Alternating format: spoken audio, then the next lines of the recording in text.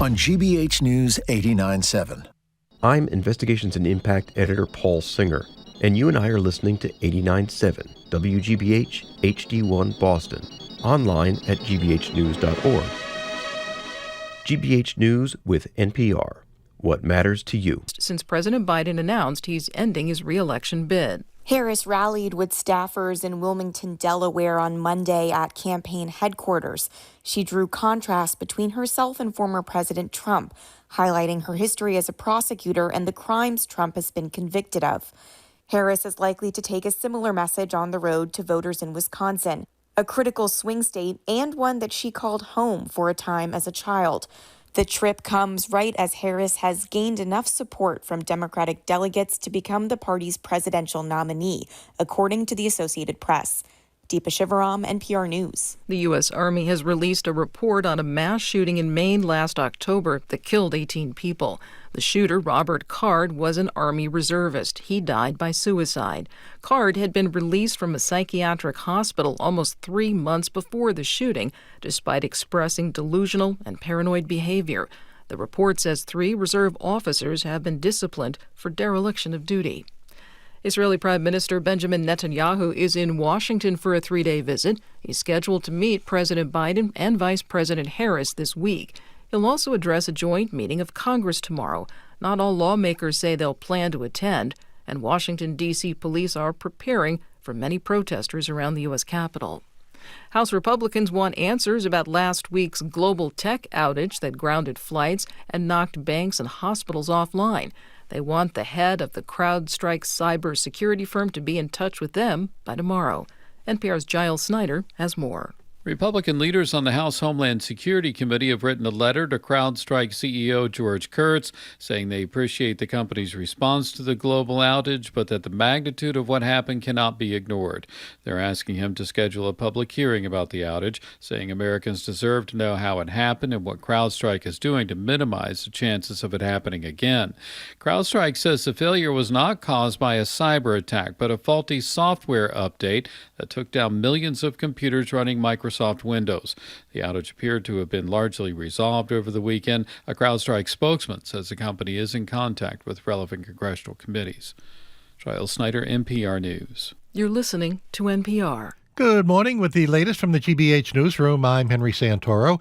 With President Biden out of the 2024 presidential race and Vice President Kamala Harris in, she's been picking up a laundry list of endorsements from her fellow Democrats. Among them are U.S. Senator Elizabeth Warren, who tells GBH News she has no desire to be on the ticket with Harris. Oh, not me. I think Kamala is going to pick someone that she wants to work with every day and that is ready to step into that VP spot. Warren also thanked President Biden for his service, noting that his presidency has been transformational, having accomplished more in the past 4 years to bring back jobs, stand up to big corporations, and build an economy that works for all. Taunton Mayor Shauna O'Connell pleaded not guilty yesterday to assaulting her husband at their home over the weekend. Court documents show that O'Connell was arrested Friday night and accused of biting her husband, hitting him with a gasket scraper, and jumping on his car when he tried to leave. O'Connell appeared for her arraignment in Taunton District Court yesterday morning, joined by her husband and daughter. A plea of not guilty was entered on her behalf, and she was released on personal recognizance and ordered not to abuse her husband. The 54-year-old O'Connor was first elected mayor in 2019 and is currently serving her third term. Cloudy upper 70s today, rain overnight, low 57. Good chance of continuing rain tomorrow, high 73. This is GBH News. Support for NPR comes from Amazon Business. From small business to big enterprise and everything in between, Amazon Business works to help simplify the supplies buying process. Learn more about smart business buying at amazonbusiness.com. This is NPR.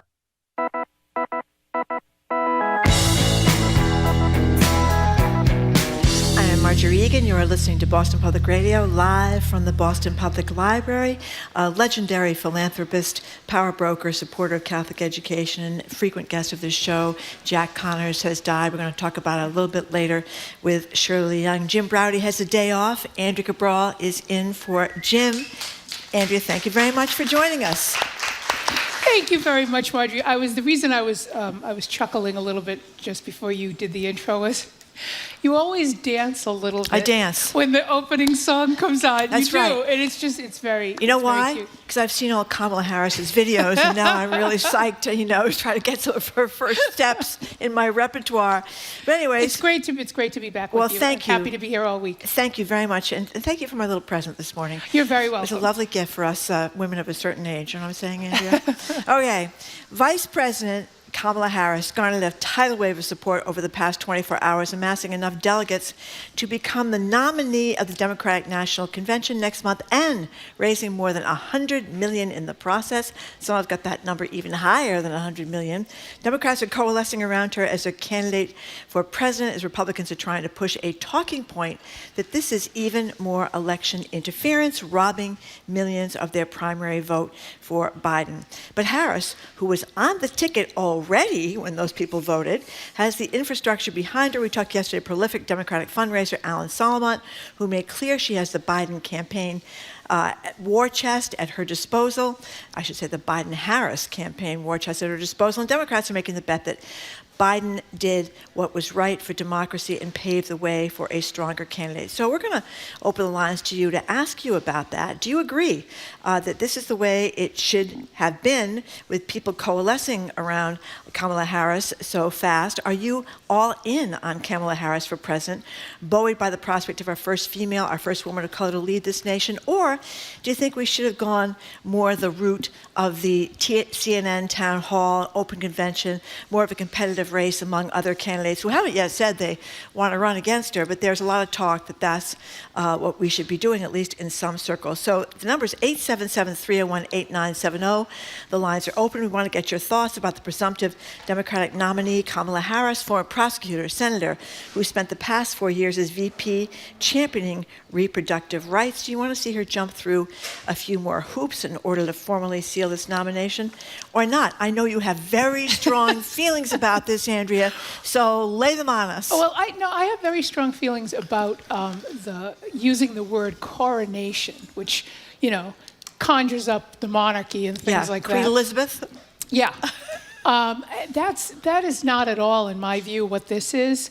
To the point that you made in your intro, the 81 million people who voted for Joe Biden in the last presidential election also voted for Kamala Harris.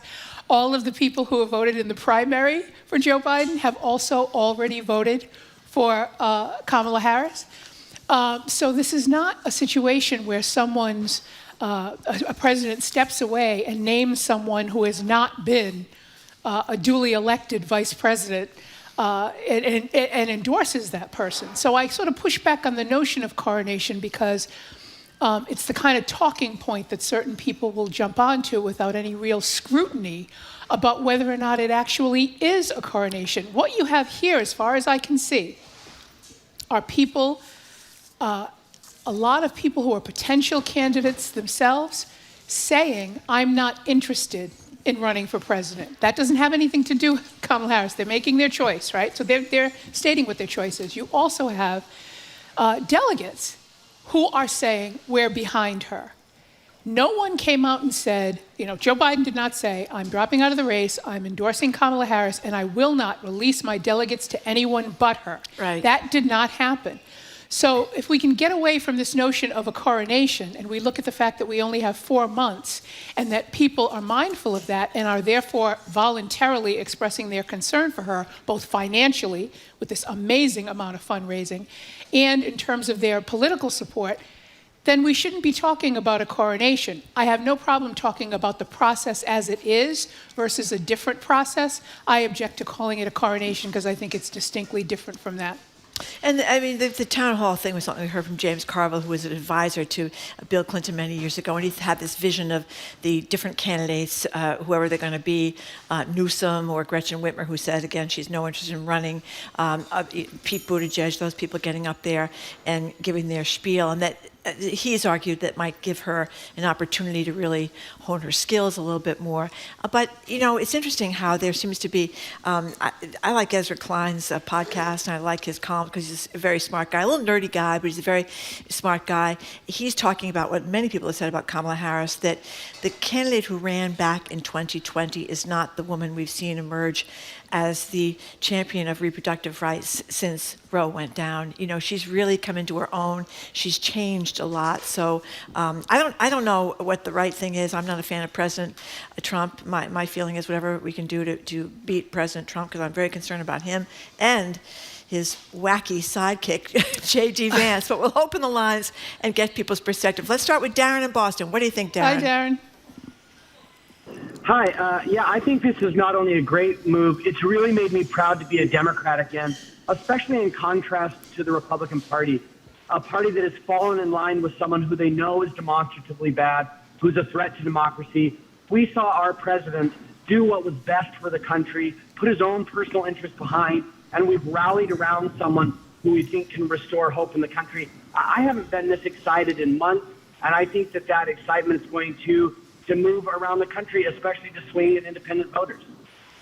Yeah, the excitement thing is absolutely huge. I mean, and it's palpable. Like, you can actually feel it. The stories all over the place about people feeling as though a cloud has been lifted, and people were so depressed about, I mentioned this yesterday. You and I were talking on the phone on Saturday. Right. I was talking about this whole presidential race had ruined my days off because I was so upset about what was going to happen. But I don't feel quite as hopeless as I did 4 days ago. I didn't realize how badly I felt until I didn't feel that anymore. Exactly. It's kind of amazing. Darren, thank you. Thanks for the call, Darren. Very much for the poll. 877-301-8970. We're talking about whether there should be just let's rally around Kamala Harris. She's got all that money. She's the vice president. She's got the imprimatur of Joe Biden. By the way, here's a little sound of Joe Biden. He called to the campaign headquarters, urging staffers to embrace his vice president, Kamala Harris, and then he gave a warm-hearted support to his VP. Here's a little bit of that call. Joe, I know you're still on the call, and we've been talking every day. You guys heard it from Doug's voice. We love Joe and Jill. We really do. They truly are like family to us. And we do. Everybody here does. It's mutual. I knew you were still there. You're not going anywhere, Joe. I'm watching you, kid. I'm watching you, kid. I love you. I love you, Joe. Oh. He's going to speak, by the way, at some point this week about his decision to step aside, and I guess he's better now from the COVID, which he caught last Wednesday.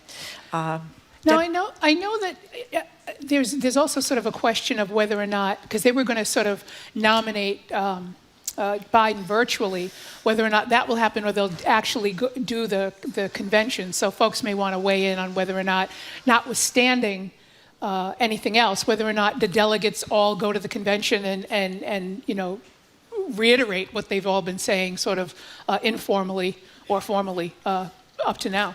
Debbie in Watertown, what do you think, Debbie? Hi, Debbie. Hi, Debbie, you there? Oh, did we lose her? I guess we lost Debbie in Watertown. Bob, our caller from Oklahoma. Hello again, Bob. Hi. Hi, Marjorie. Hi. Hi, Andrea. Hi, Bob. In Oklahoma, hi. Hello. In Oklahoma, Harris was not on the ballot. It was Joe Biden, but there's no vice president on the ballot.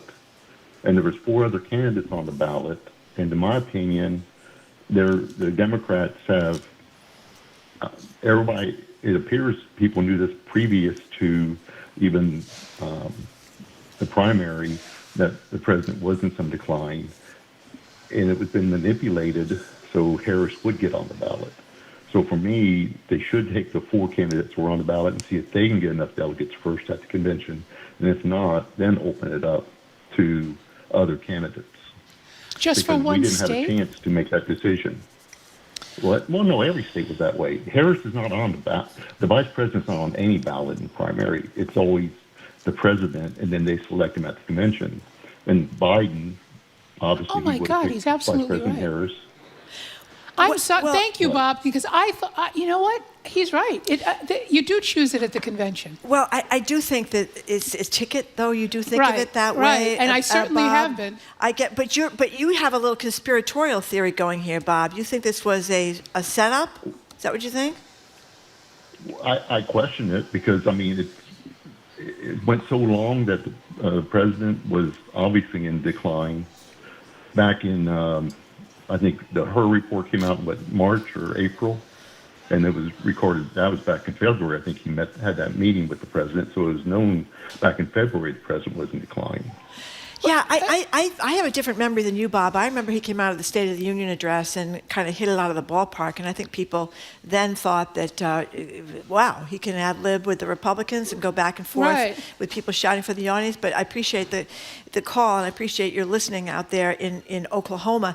But I don't think we realized how bad it was until that debate, which he's never really explained. Biden has what was going on. I mean, it was not a bad night. There was but he something subsequently did a series of interviews, including the one with Lester Holt, that were much more normal, for lack of a better term. Yep. I don't blame people for focusing on the debate because it really was shocking. And I think he did his best to kind of recover from that. But nonetheless, he has now decided to step away. But I do think, I'm grateful to Bob for pointing out that her name isn't actually on the ballot in the primaries. But I have to believe that people thought of it as a ticket when they were voting. It's really, yeah. I mean, I can't believe that all of the people who voted for him in the primaries were thinking he was going to pick somebody else, to be his vice president, especially when campaigning through the primaries, they were campaigning together. So, it is an important distinction that the name is not there, but in terms of the will of people, I'm not sure that that people would be duped into thinking that somehow, she's getting support that she hasn't earned. Yeah, it's interesting what they say about, too, that people vote for the president, they don't vote for the vice president. But I do think in the case of Trump, if you might be on the fence and you are a pro-choice American, J.D. Vance might be a little bit too much for you, because he is really hardcore. I can't imagine you being a pro-choice American and voting for Trump at all. But. Well, but places like Florida, they've divided it, so you can vote pro-choice on the ballot, a ballot question, but you can still vote for Republicans locally. if you're. So if it's not your overall issue, but it might be he might be a little bit too much. Except if there's a federal abortion ban, then it doesn't make a difference what your state vote is. Abortion ban. That's right. And in terms of, it's interesting. In right now, and of course the polls are going to change dramatically because we had the assassination attempt against former President Trump, obviously, and we've had the Republican convention, and you usually do get a bump after the convention. But Biden and Biden and Trump. Trump was beating Biden in Pennsylvania. Harris and Trump she's still being beaten by Trump, but it's by less. And Pennsylvania is a state with a lot of delegates. And I think that's, when you think about vice presidential choices, I think that's why Josh Shapiro is one of the people that's at the top of the list, because he's a good campaigner and he's a very popular guy in Pennsylvania. He's also Jewish. We've never had a Jewish president or a Jewish vice president. When did they have time to do this poll? It's happened on Sunday. Yeah. Yeah. No, these polls have been going on before. There are a bunch of ones that happened before. Oh, these are polls before Biden dropped out and endorsed Harris, and before Donald Trump I don't put any stock got shot. So overall, she was closer than Biden was in terms of beating Trump. But we don't know. They're very, very close. It is a toss-up. Maddie in Watertown, thank you for calling. Hi, Maddie. Hi, ladies. I'm so excited you girls are on today. My favorite host, along with Jim. I love Jim. We love Andrea. Excited. That's very nice of you to say, Maddie. Yeah, I do. You and Jared, too, are so great at the summertime, when they take time off. Yeah. So I'm very excited. So excited. And I love that Biden is too old, but he knew how to do it right after the Republican convention. nobody close to him even knew it was going to happen. And that is his experience. And he gave us Kamala, who's going to be brilliant. Yeah, I thought that was pretty stunning too, Maddie, that they were able to keep that quiet. Imagine. Yeah. So, and I'm on Twitter. I'm under Reject Racism, and I have almost 10,000 followers. Wow. I see you there, Maddie. Yes, I followed you. Yes, yes. So there's all these women and all these men, and I'm on 4 different teams now, and all across the nation. And even some women are saying they're going to go one way to their husbands, but they're really going to go our way because we all are the only ones whose rights have been taken away. Yeah. Good point. Yeah, well, she does much better with women voters than Trump, obviously, better with black voters and better with younger voters. And that's the other thing that we haven't talked a lot about is the impact of this on younger people who are sort of not going to vote for anybody. Maddie, there was a great, you got to pronounce this for me, Andrea, because I'd never seen, I'm not good at pronunciation, as we know, but misogynoir. Misogynoir. Yeah, it's about racism combined with sexism. Right. And there was a great piece, Kimberly Akinstore, at a great column in the Globe today, talking about that kind of racism, sexism, double whammy aimed at Kamala Harris. And it's been aimed at her, I'm sure, since she was DA and AG in California, since she was a senator. So it's not going to be something that she'll be surprised by in any way. But I think her appeal, part of it is her general command of the issues, but the joyfulness that she brings with it, right? She brings optimism and hope. She seems like a genuinely happy person. But she is a very tough fighter and spent most of her career as a prosecutor. The fact that she is going to be up against a convicted felon and a civilly adjudicated rapist, and she did sex offenses as well. Yeah. She did charity frauds. He's a charity fraud. I have to believe that he is absolutely petrified and will not debate her. I will say right now, he will never share a debate stage with her because he knows that she will eat him alive. And how will that look? That he's afraid to debate a woman. How will that look? He's been artful at dodging debates since he was in this first primary and hasn't really paid a price for it. We'll see if he pays a price this time. She also was earlier in her career, prosecuting child sex abusers, which means, as people have pointed out, the QAnon folks who think everybody is a child sex abuser, including Hillary Clinton, which, come on, they should be with her because she went after the child. I don't think it's really about, what makes sense. You don't think it's about the issues, no. Andrea? But to your point about young people, I will say this. I don't think people realize it because it didn't get a lot of coverage. But for much of this time, the campaign season, Kamala Harris has been at college campuses talking to college students in that very important, 18 to 29 demographic. They love her. So she's been doing a ton of grassroots work around that. And you were talking about being a happy person. Heather from Medford just texted us. The GOP doesn't like Harris laugh simply because they don't like happy women.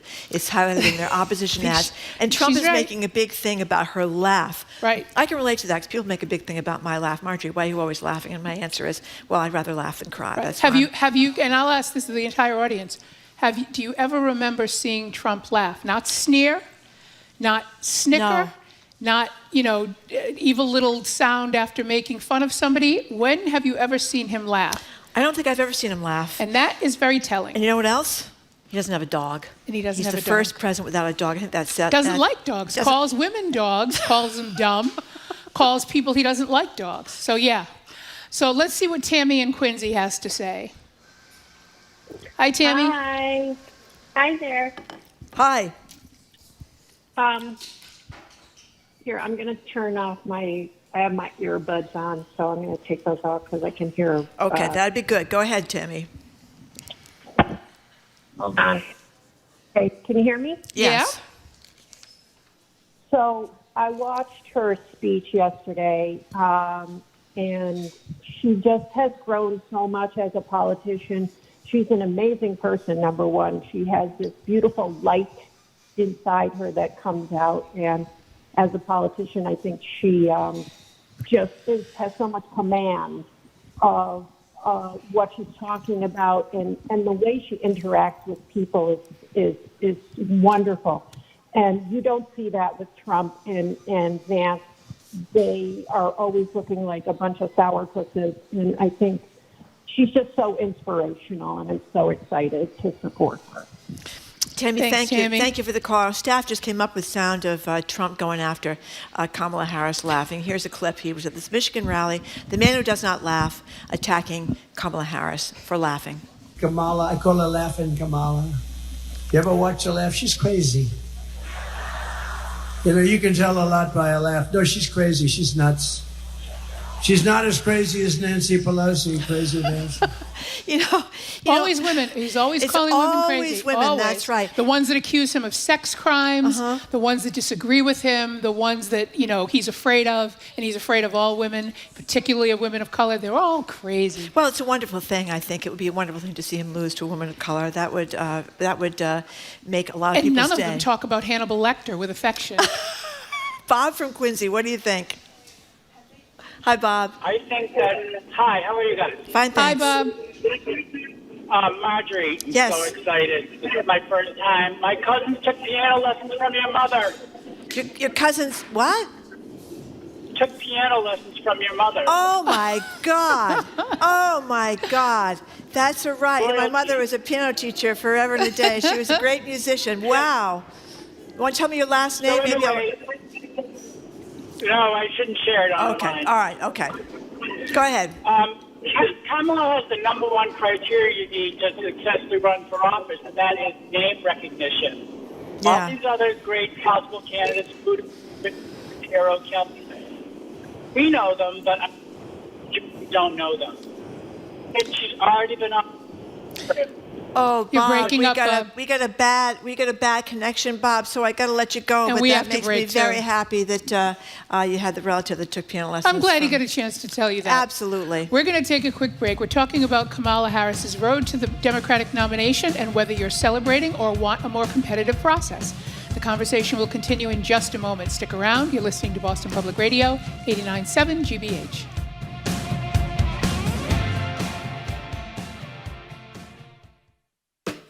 I'm Jared Bowen. Coming up on The Culture Show, Peter Abbott, the British Consul General to New England, has traveled the region the last 4 years as a representative of the UK, promoting trade, political alliances, and doing a full Boston immersion, from our sports fandom to our deep history, which for a British diplomat includes the Boston Tea Party.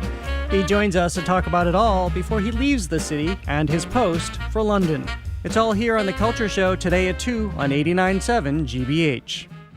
Our programs are made possible thanks to you and the University of Massachusetts Amherst, dedicated to generating new knowledge and applying discoveries to the betterment of society. You can learn more about research, innovation, and economic impact for the Commonwealth at umass.edu. And Emerson Colonial Theater, presenting Kristen Chenoweth in the world premiere musical The Queen of Versailles, with music and lyrics by Stephen Schwartz. The Queen of Versailles is on stage now. Tickets at emersoncolonialtheater.com.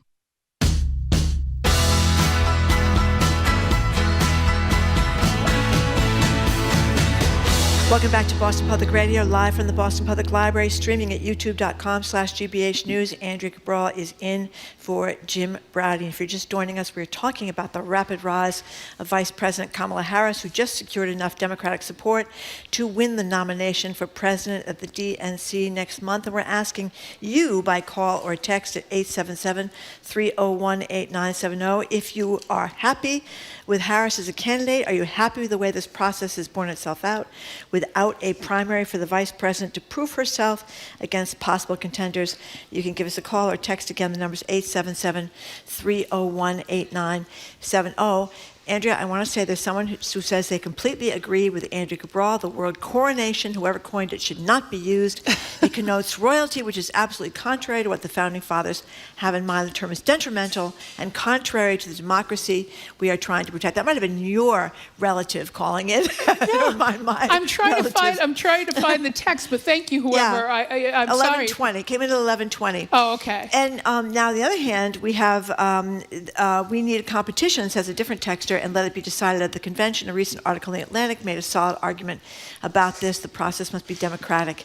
not anointment. But, Andrea, one of the things I think is an issue, too, is that the Democrats are exhausted. Right. And we're running out of time here. And I think that there's a sense, at least among some people I talk to, that we've got to knock off the dilly-dallying and just get to work. Well, I think that's why people are, the delegates are free to do whatever they want, whether it's at a convention formally or before then. I think that's why they're doing it before then, because time is of the essence, people are tired, and they're saying basically, why wait to have a formal a meeting when we can tell everybody right now where we stand? 877-301-8970 is the number. John from Westford, thank you for calling. Hi, John. Hi. I think Harris is a terrible choice. Her ratings in her primary were like at 2. She has lowest favorable ratings of any VP ever. And I think the problem is nobody wants to run. John, I don't. Her ratings were a 2. Where'd you get that? In the primary, yeah. When she ran in the primary, she didn't. He's talking about the percentage of support. Okay, she dropped out early. But Yeah. her VP ratings are not the lowest of any VP ever. That's not true. Oh, all right. But I don't think she's also popular amongst young people. I work with a lot of young people, and they're the memes and they're constantly goofing on her, and I feel like nobody wants to run in this election because it would be political suicide to lose your one shot at presidency. Like, you don't want to be the one that lost to Trump. So who's your person, John? Mine is Trump. Oh, okay, Trump. Right. Well, yeah. And the pieces fall into place. I'm trying to say, I think Whitmer, I mean, it's sad that it's come to this state. I don't know if you're aware, when Biden flew into Vegas, they actually shut down the roads to have a direct path. There was a medical emergency to get him to the hospital. And then they... John, again, where did you get that? I think you're going to be careful of your sources. Yeah, no, I know what he's saying. I'm not a conspiracy nut, even though I kind of am now. But that's okay. We can all be a little nutty, John. This isn't the flight logs. This is proven. It was canceled. The fundraiser in Vegas was canceled. He was turned around on the tarmac, and this is all proof in the flight. He's not running.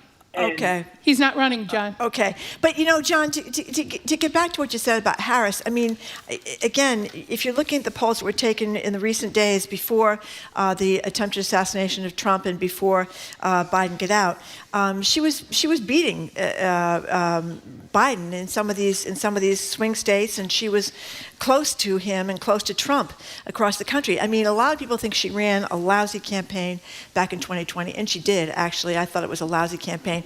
But Ezra Klein, I quote him again, because, it was a different time in a way. I mean, that was after George Floyd. People were talking about defund the cops. She took a lot of grief for being a so-called cop because she was a prosecutor. Right. And she was not... she was a moderate on crime. She wasn't like a far left person on crime, even though she was from San Francisco. This is a different time, I think, 2024, obviously, when she's running. And I think Biden kind of did her bad, I think, by sending her off to solve immigration, because who the hell has solved immigration? Well, he didn't actually tell her to solve him. I mean, that's another, I think, misconception. He was actually asking for a root cause analysis for the levels of immigration, which people decided to shorthand as she was going to solve it, and then faulted her for not solving it.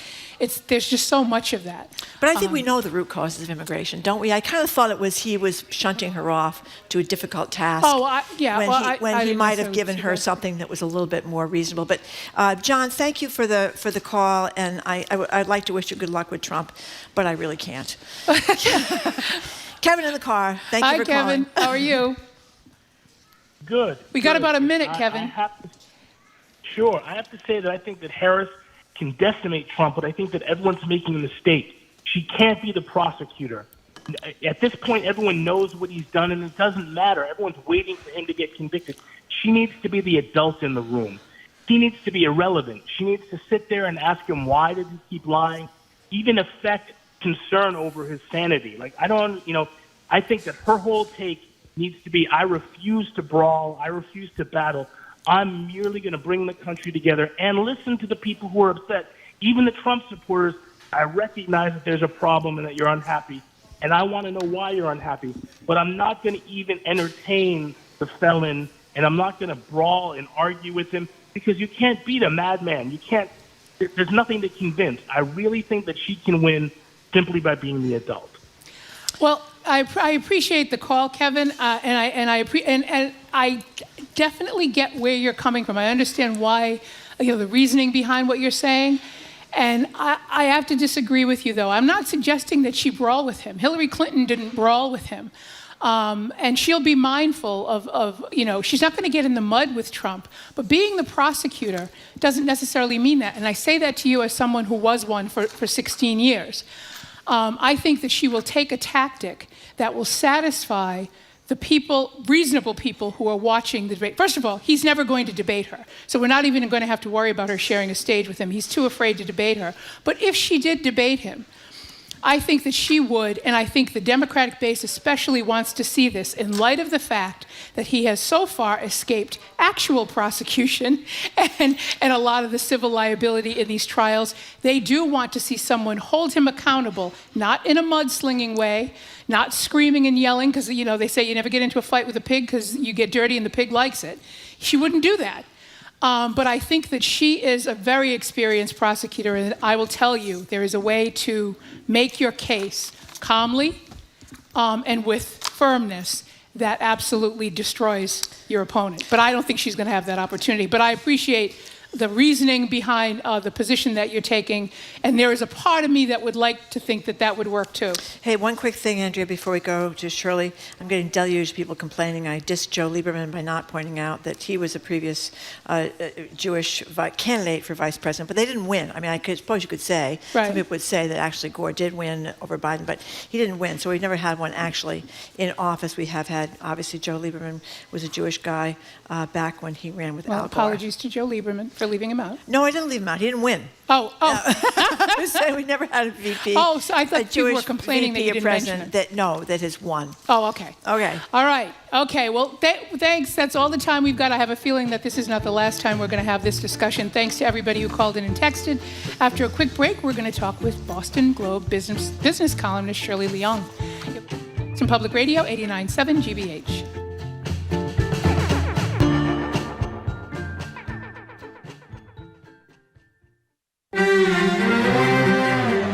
China has the second biggest economy on the planet, but its growth is not on par with goals set by the government in Beijing. Some regions of China are now beset with half-built apartment buildings. They're really a dramatic, and if I have to say, pretty ugly symbol of the slowing economy. The ups and downs of China's economy, that's next time on The World. This afternoon at 3, here on GBH News 89.7. Support for GBH comes from you. And Furniture Consignment Gallery, curating pre-owned luxury home furnishings for over 30 years. Current inventory is available to view in their showrooms in Burlington, Natick, Hanover, and Plymouth. More at FurnitureConsignment.com. And Morningside Music Bridge, returning to Boston.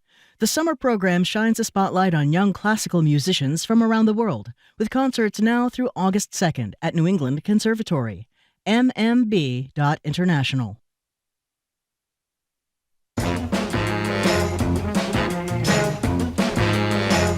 Welcome back to Boston Public Radio. We are broadcasting live from the Boston Public Library and streaming at youtube.com/GBH News. Andrea Cabral is in for Jim Braude, and we are speaking right now with Boston Globe business columnist and host of the podcast, I love your podcast, Say More, with Shirley Leung.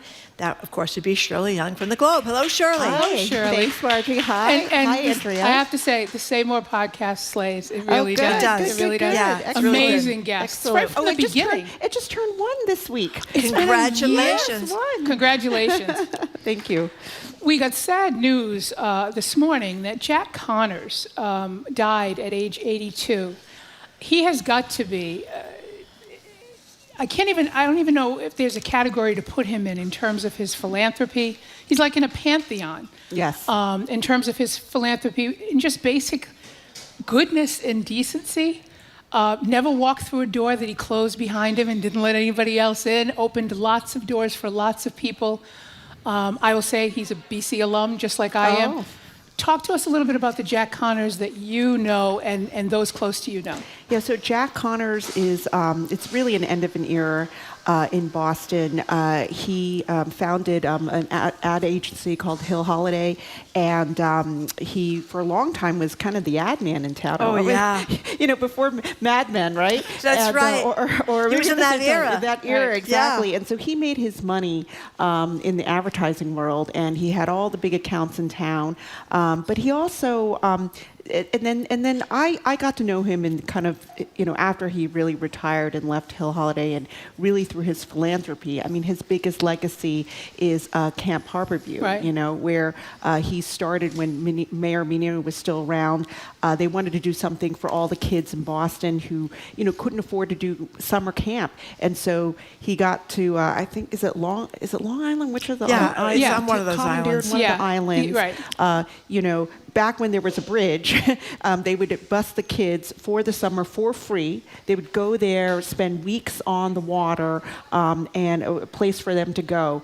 And then when the bridge was torn down, I think the kids are ferried now. And so he has spent really his life, the second half of his life, in philanthropy, raising, I mean, he probably raised hundreds of millions of dollars to cure cancer, to help many kids of Boston. And as our obituary talked about, Jack, is like, you know, he was as comfortable standing in front of, the who's who fundraising millions of dollars as he was just quietly giving people checks to help pay their mortgage. Not surprised he was educated by the Jesuits at all, and that whole sort of to whom much is given, much is expected sort of epitomized what he did.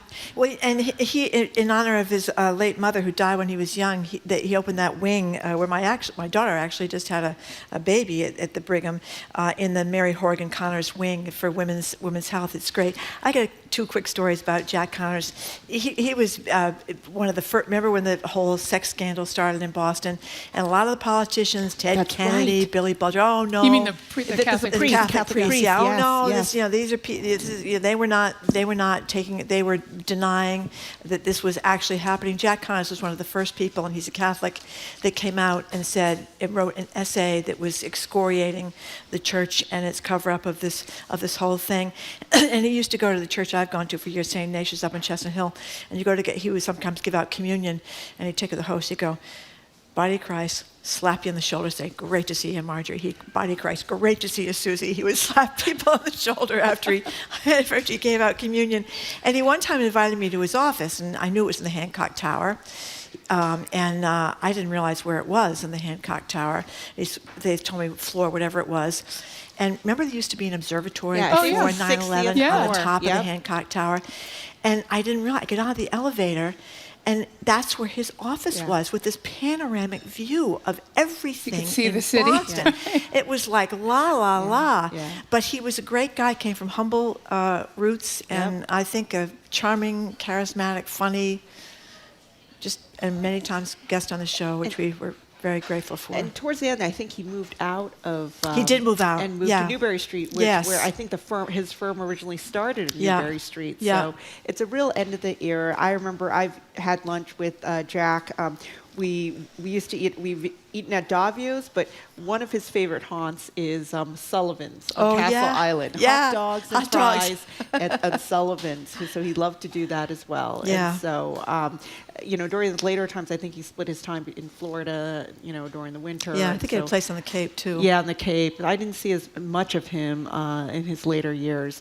But it is an end of an era. I don't know if there will be another Jack Connors. No, I mean, I hope that others, regardless of sort of how well-heeled you are or aren't, others sort of remember his legacy and act sort of in the spirit of Jack Connors, because his impact really, huge. It's hard to even measure it. Yeah. No, I know a lot of people that worked for him in the early days at Hill Holiday, and they had great stories. And he was a daily communicant. He went to church every day. Oh, wow. Yeah, up at Boston College at St. Mary's, at your alma mater, in that little beautiful chapel up there. So let's move on from Jack Connors. He had pancreatic cancer, I guess, and died quite quickly. Yes, I've heard that. Yeah. So the mayor is pregnant.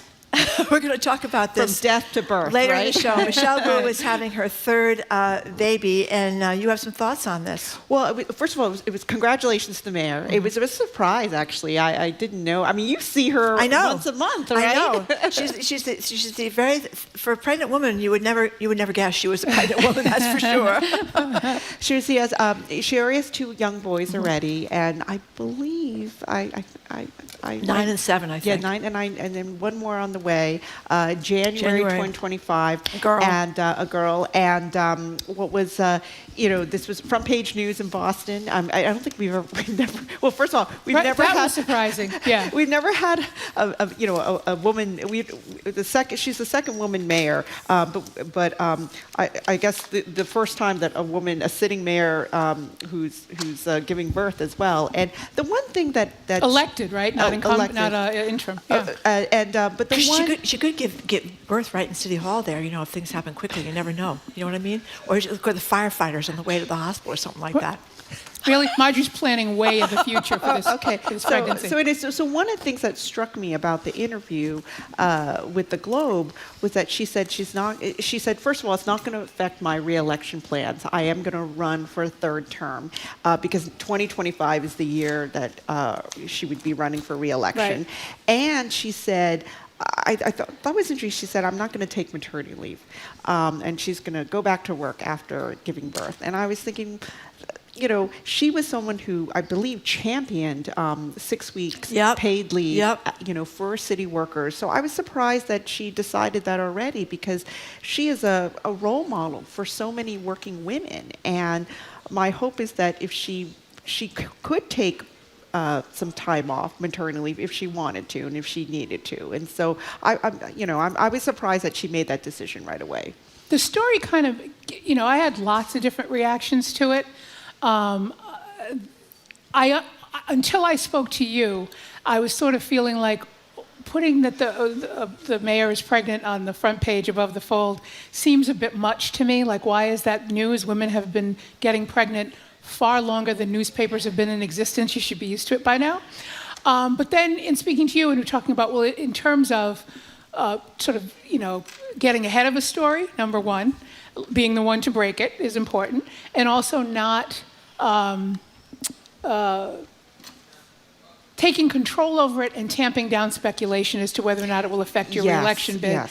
I did sort of understand that. I mean, in terms of the maternity leave, I think that if that is what she thinks is best for her and her family to get back to work, I don't have a problem with any woman making any kind of choice like that in her life. I wouldn't want her to have said it for fear that she would be seen as politically weak or disabled for having had a child and have that seen as some sort of a deficit. That was really sort of my only thing with it. And it gives her the opportunity to talk more about maternal mortality and birth rates and all of that kind of stuff, and to be a pro-choice pregnant woman. Mm-hmm. Mm-hmm. Yeah, my theory is it's the third kid. The third kid, you might want to get out of the house. That's all I could say. Okay, I've done this before. I know the drill. Right. See you later. That could be. I'm going to go have a cup of coffee by myself. Well, I guess because what I write a lot about policies for that help advance women in the workplace, and one of the issues is that for this idea of having paid leave, it's hard fought. I mean, my kids are 11 and 13. There was no maternity leave when I was pregnant, and so I had to cobble together sick time, my own sick time and vacation time to get time off. And so when it is there, you want women to use it. You want men to use it, because you want to kind of model that this is normal. That this is normal to take some time off. I mean, I can understand. As I was saying earlier. Now, if I leave for 5 months, nobody really cares. But the mayor, we would miss your column, Shirley. But the mayor out of commission for 6 weeks, someone would notice. So, but I'm hoping that she still has 6 more months. Right, and she's going to see how she feels. And she's going. I'm hoping that if she's not, if she feels like she needs to take time off after giving birth, if she wants to take a couple weeks off, I think that's okay, or 3 weeks off, that's okay. If and she wants should feel empowered to change her mind. Exactly, yeah. exactly. Don't you think that is one of the areas where we have made strides? I mean, a lot of the tech companies give people a lot of time off. Yes. I mentioned before, my daughter works for the New York Times. They do give you 5 months. Right. Wow. Yeah. That's a lot. Yeah, that's a lot, and it's paid. Wow. I mean, it's really the terrific. dads too, right? I don't know what the dads get. But dads probably get some time off. Maybe, I know her husband I think he got a 1.5 month paternity leave, so that's nice too. So I don't know if this is true in your workplaces, but kind of pregnant women come in waves, right? Yeah. it's like I remember contagious. I remember when I was pregnant, it was like 5 other pregnant women walking around the newsroom, right? Yeah. And then this time, there was a period where there was a dry spell. You didn't see a lot of pregnant women, but you saw a lot of men whose wives are pregnant. So then they would disappear because they went on paternity leave, which was great. It is a good thing. And now I think we're back to another wave of pregnant women. Yeah. So we've been talking a lot about Kamala Harris, Shirley. Obviously is the we presume she's going to be the nominee for the Democratic Party. You wrote a piece about big money pouring in. What happened? Well, I wanted to write about the fundraisers in Massachusetts. We're kind of known as the ATM for the Democratic Party. I mean, there are all these that's well deserved fundraisers, what so-called bundlers, people who go around and work their networks, and so. As the lead of our story I wrote with Aidan Ryan, July was may have been the loneliest month for Democratic fundraisers because after Biden's disastrous, debate, nobody wanted to support him. They were really nervous about him staying in the race. And so, as one fundraiser told me, I was like, "Well, did you call people to give?" It's like I knew not to call people because I was getting all these incoming emails and texts, and so what did I just see? What are we getting ourselves into? And the mood, I guess, before the debate was always it's going to be a tight race between Biden and Trump. But after the debate, and then everything else that happened after the debate, there was a sense of the Democrats are going to lose if Biden stays. And so as soon as Biden resigned on Sunday, and it looked like Harris was going to be the front runner. I mean, she broke a record yesterday, $81 million in donations. And so I think... she doubled what she anticipated in Martha's Vineyard. She was going for $1 million. She raised $2 million. And so anyway, so now the fundraisers that I've been speaking to, they described it as a tsunami of response. Texts, emails, calls. I want to give big donors, small donors. How can I help? How can I knock on doors and canvass? What was interesting to me was that some of the people were very, very supportive of Kamala Harris jumping into the race and becoming the nominee. And I think the other half were like, it was almost anybody but Biden. They're like, we're just excited that he's not there and we will get engaged and we want to win and now we have a chance.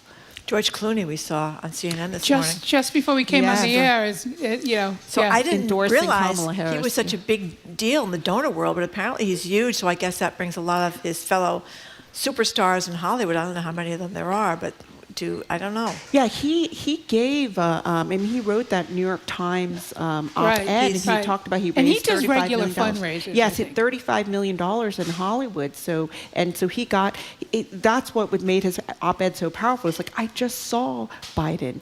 And, this was weeks before the debate. And the Biden I saw was the Biden I saw on the debate stage. And it's not the Biden I knew in 2020, not the Biden I knew in 2010. And so I always like to say, ever since the George Clooney, when we look back, I think we're going to say George Clooney saved our democracy with that one op-ed. I hope. I don't know.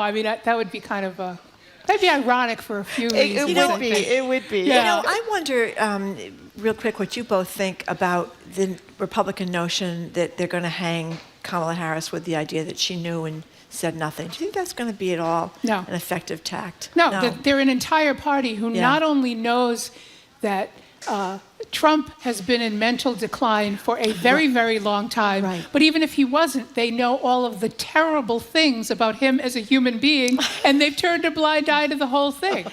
It's like physician, heal thyself. Don't even try it. Andrew, you raise a good point, because in that now the Democrats are going after Trump's mental fitness, and so there's only so much he can push on blaming this on Kamala Harris and covering up Biden's mental fitness. And so, because the more they push it, because now I think isn't there a whole Democratic strategy to highlight, well, he's now the oldest candidate to have ever run for office, which is what they had been saying about Biden up until recently.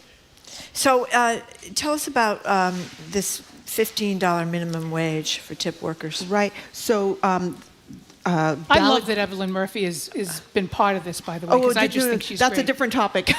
Not the tipped wage. I thought she was with the ballot question. No. She's on pay equity. Different, but similar issue. I thought she was on. I'm sorry. I thought she was on both. Well, we'll talk about both. Okay. So this ballot questions just got certified, and among them, this idea that tipped workers can get the minimum wage, which is $15 in Massachusetts. I actually didn't know how all this worked. I guess if you are a tipped worker, you get your compensation is through tips, partly through tips. Your minimum, I think your minimum wage is $6.75, right. Yeah. And then and the idea is that through tips you would reach the minimum wage. And so for a lot of people that's not very reliable. Yeah, reliable. And so now there's a ballot question to make them to make it $15 minimum wage. And I think also there's this effort to kind of and then take the tips and you share it. Yeah, split it with the back of the house. Being able to pool it with workers who ordinarily are not front of the house, so they don't get the Which I think is good. Very good. Because I feel like it's not fair, because when you get a nice meal and service, I mean, it's all the people who come around and helps, because usually if you go to a nice restaurant, it's like 3 or 4 different people serving you, right? Taking dishes away and filling your water. They're all different people. I don't know how they got away with this, quite frankly, for so long, adding tips to a basic wage. It's the employer's responsibility to provide the wage, not to have I keep thinking I might be missing something. Right. Not for the employee to depend upon the largesse, generosity, good mood of the actual customer. Right. Because what you're being paid for is the preparation, not the whims of the person who bought it. Although I must say, as somebody who waited tables for a long time, I made more money at waiting tables in a weekend than I made a week when I became a reporter. And I think that's great if you can. We're out of time. We're out of time. Oh, my goodness. Oh, sorry. I'm so sorry. I wasn't looking at the clock at all. That's okay. We have been speaking with Shirley Leung, who's a reporter for the Boston Globe, business reporter, and host of the podcast Say More with Shirley Leung. She joins us every week after the noon news. Free Shakespeare is back on Boston Common. We talk with director and a lead actor behind Commonwealth Shakespeare Company's rendition of A Winter's Tale. That's after the noon news. Don't go away. You're listening to Boston Public Radio, 89.7 GBH, where neither Marjorie nor I watch the clock. More smart conversation about community issues is up ahead with Jim Braude and Marjorie Egan on Boston Public Radio, right after a news update from NPR. Stay with us here on GBH 89.7. Funding for our programs comes from you. And Rockland Trust Bank, dedicated to providing advice and support to the community for over 115 years. More at rocklandtrust.com. Rockland Trust Bank, where each relationship matters. Member FDIC.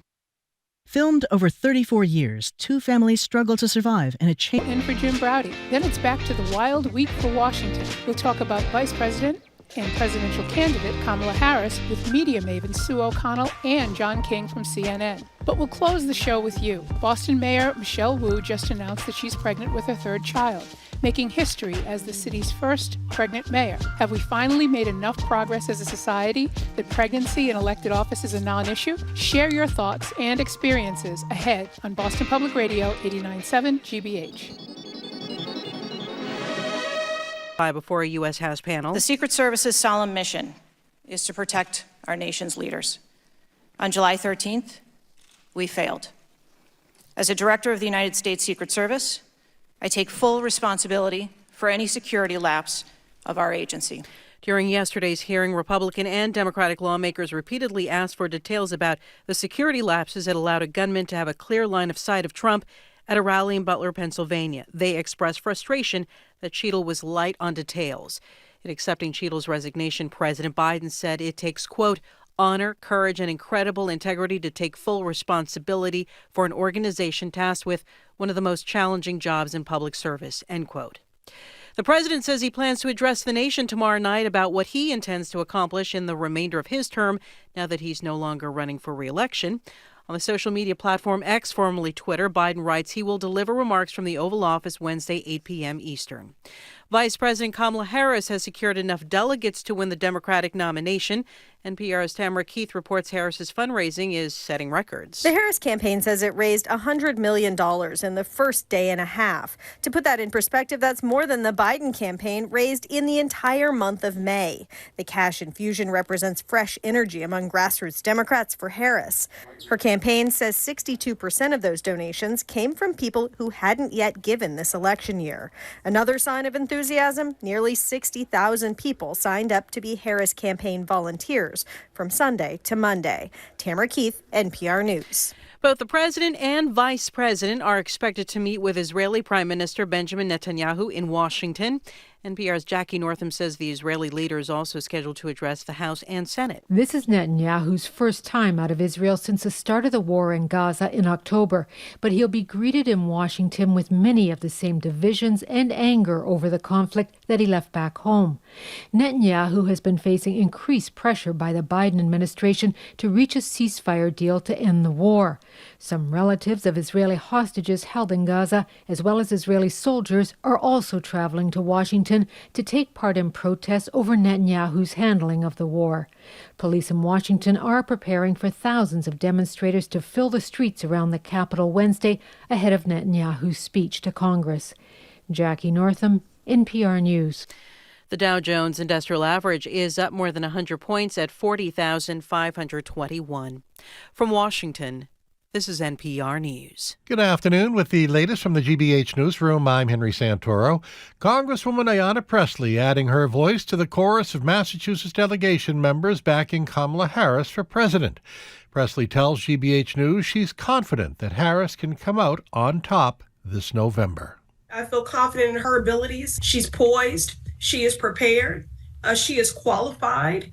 And as she said yesterday, she's prepared to go out there and do the work of winning and earning the support of this country. Pressley did not say who she'd like to see as Harris's running mate if she does secure the Democratic presidential nomination, but she's got the delegates now to do that as well.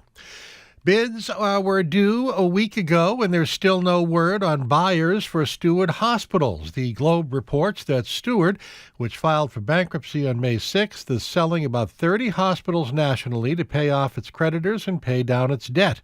So far, officials have given no update on sales since last Tuesday, when a spokesperson said it received a number of bids on the Massachusetts hospitals, and they were simply reviewing them.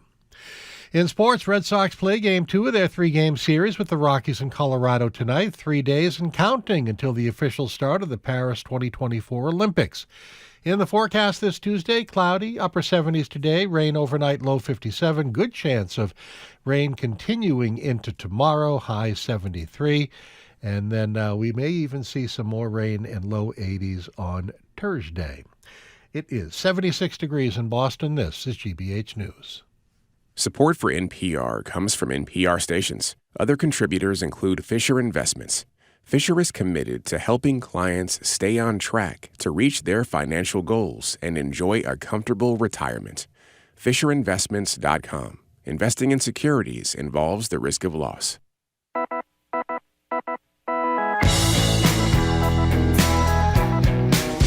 Marjorie Egan. You are listening to Boston Public Radio live from the Boston Public Library and streaming at youtube.com/GBH News. Andrew Cabral is in for Jim Browder. You have some news, I believe. We do have some news. It appears that Kamala Harris has exceeded, actually, the number of delegates needed to win the party's nomination. The number is 1,976. Apparently, she sort of sailed past that, and that news comes on the heels of a wave of additional endorsements. So it'll be interesting, given our talk of this morning, as to ultimately what process is decided on. But delegates have voluntarily pledge their support to her. So it is looking good for the vice president. It is. We're going to be back here at the Boston Public Library tomorrow with national security expert Juliette Kahn. We're going to talk to her a lot about the Secret Service and the, I think, the possible resignation of the head of the Secret Service. Yeah. And our medical ethicist Art Kaplan will be with us as well. But if you've read any Shakespeare, you might be able to guess our next segment by the bard's most famous stage direction, exit, chased by a bear. If you're one of the lesser cultured among us, and fear not, Commonwealth Shakespeare Company has your back with its annual free production of Shakespeare on the Common. This year's production of The Winter's Tale is playing at the Boston Common stage until August 4th. It's a story of betrayal and renewed hope. Joining us now is director Bryn Boyce and actor Niall Nasser, who plays King Leontes. For more information, the website is commonwealthshakespeare.com. We're going to hear all about this great production. Bryn and Niall, thank you so much for joining us and interrupting rehearsals to speak with us, because I understand it's a show at 8 p.m. tonight. So thank you very much for being with us. It's great to have both of you. Let me start with you, Bryn. A Winter's Tale is not a very well-known Shakespeare play. It's one of the last that he wrote. So tell the folks a little bit about what makes it different and what it's about. Yes, it is one of Shakespeare's what they call problem plays, and that really just means that it is not a tragedy or a comedy, that it has elements of both. And I think that the complexity of that is what really draws me to this play. It's my favorite Shakespeare play. It has some of the most beautiful speeches in it, but I find that the complexity of having two different countries that you visit and a time span of 16 years that go by in the play, and then sort of all of the threads of the first act get tied up by the end of the second act. That's the kind of story that I really love, and I feel like it's really modern, but it isn't performed very often because it's complex. But we are very excited to bring it to the Boston Common for the first time. Well, now tell us what happens for those who haven't had the great opportunity to go see Shakespeare on the Common. Tell us what goes on there, what it is.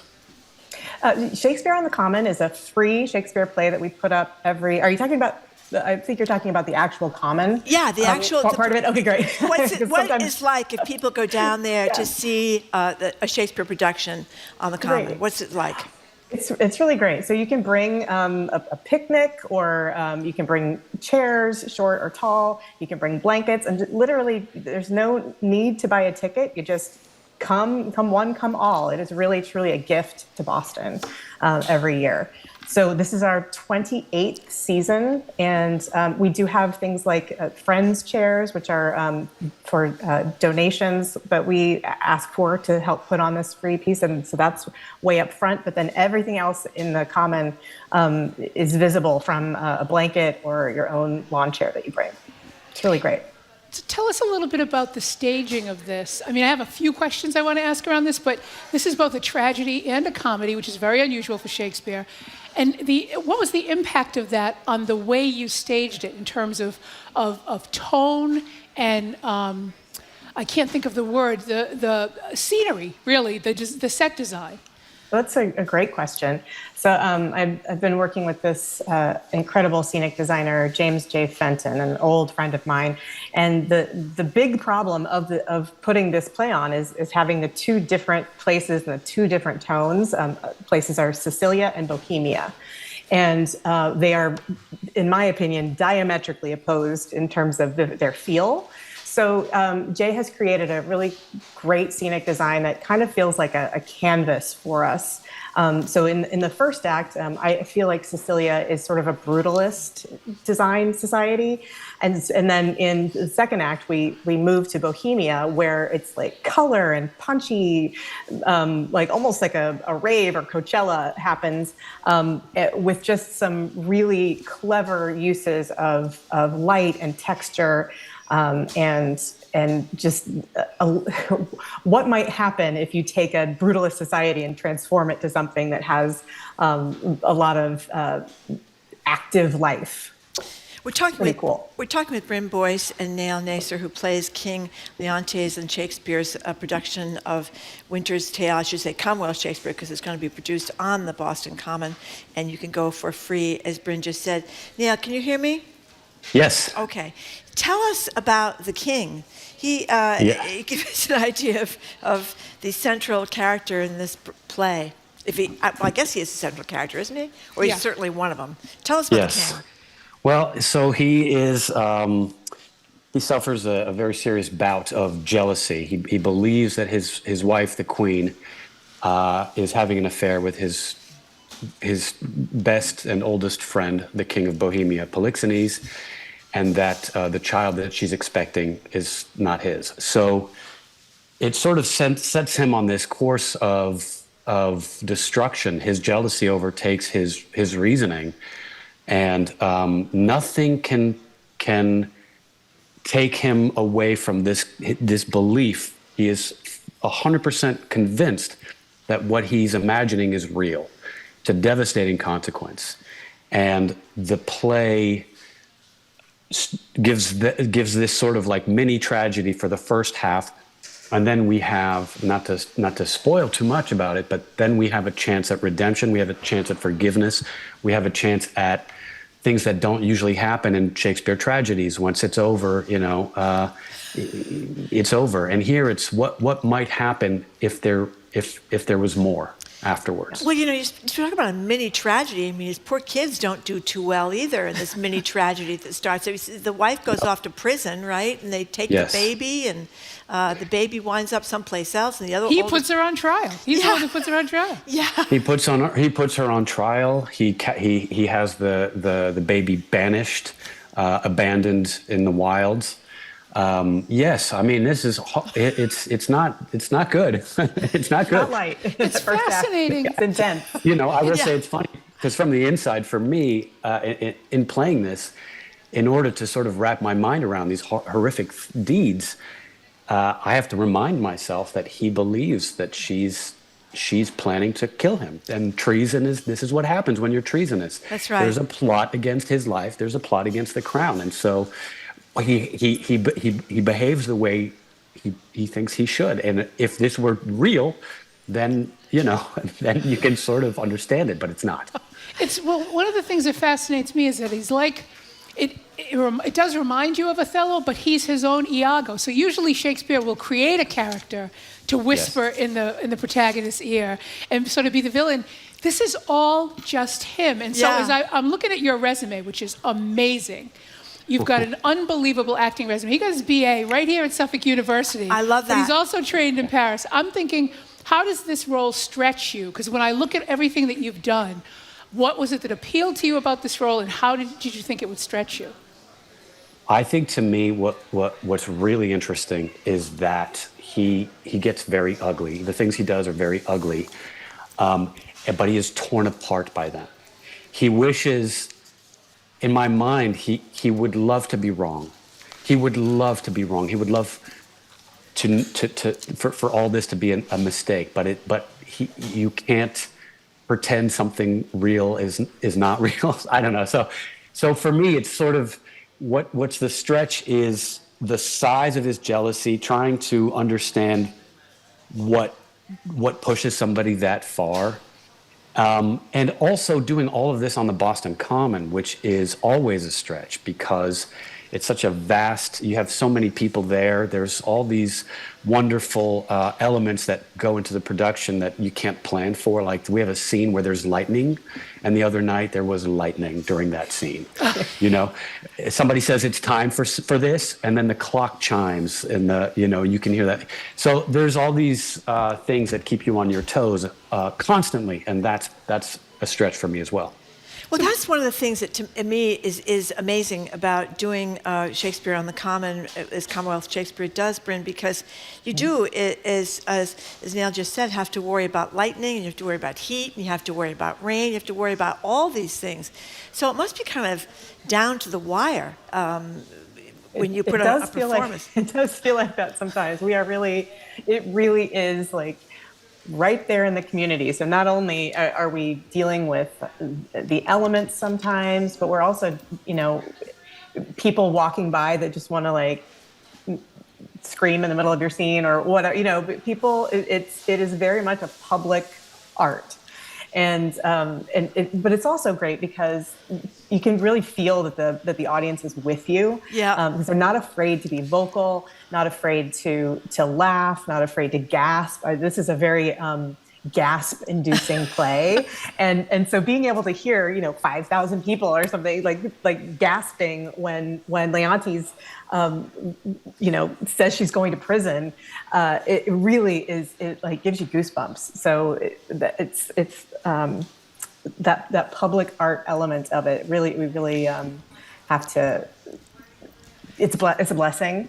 Well, I'm wondering what it's also weird sometimes. I'm wondering about the challenge of that. So, usually when you know a play is a tragedy and you go there expecting to hate whoever it is that's sort of the villain in the piece, you have a full second challenge of making people who felt a particular way about, and this is probably a challenge for Neil as well, making people who feel a particular way about Leontes for half of the play begin to sort of feel a little bit differently. What's the challenge for that as a director, and then Neil as an actor? Well, as a director, I was very sort of pleased to see where Shakespeare put his own act breaks. So Shakespeare has 5 act breaks, and we have 2, or we have the first act intermission. And one of them fell right after a kernel of hope, right? So we have this huge tragedy, but then we have 2 more short scenes that make us think, I need to come back to see how this ends, because that was definitely not the ending. There's just a lovely coda on the end of Act 1. And it really does make us think, if I need to go back, I need to find out how this whole thing unravels and how it comes back together. And those sort of little coda scenes with their kernel of hope really help to sort of help us build the comedy that comes in Act 2. There's comedy, there's dancing, there's singing, there's clowns. I mean, the second act is literally, could not be more diametrically opposed to what was happening in the first act. But it helps that when we meet these sort of new characters, they all help to sort of quilt it back together. So it in that way, it was almost easy, because that's the play. It's a cool play that knits itself back together after tearing itself apart. Neil, Shakespeare has an enduring appeal that's pretty, I think, pretty incredible. Why do you think that is? Well, for me, I think it's because he's touching very relatable human experiences, magnifying them to this epic scale. But at its core, these are themes that we can all relate to, that sort of connect us to him and the people of his time. Love, loss, ambition, jealousy, all these things that we continue to experience because we're human beings. And I think what he does is tackle these large themes with beautiful language that we can, when it's clear, when we know what people are saying, when it's directed the way Bryn has directed this production, I think it becomes something that we don't feel as distant from it, and it continues to have that effect. What do you think, Bryn, about that same thing, that it's lasted for centuries?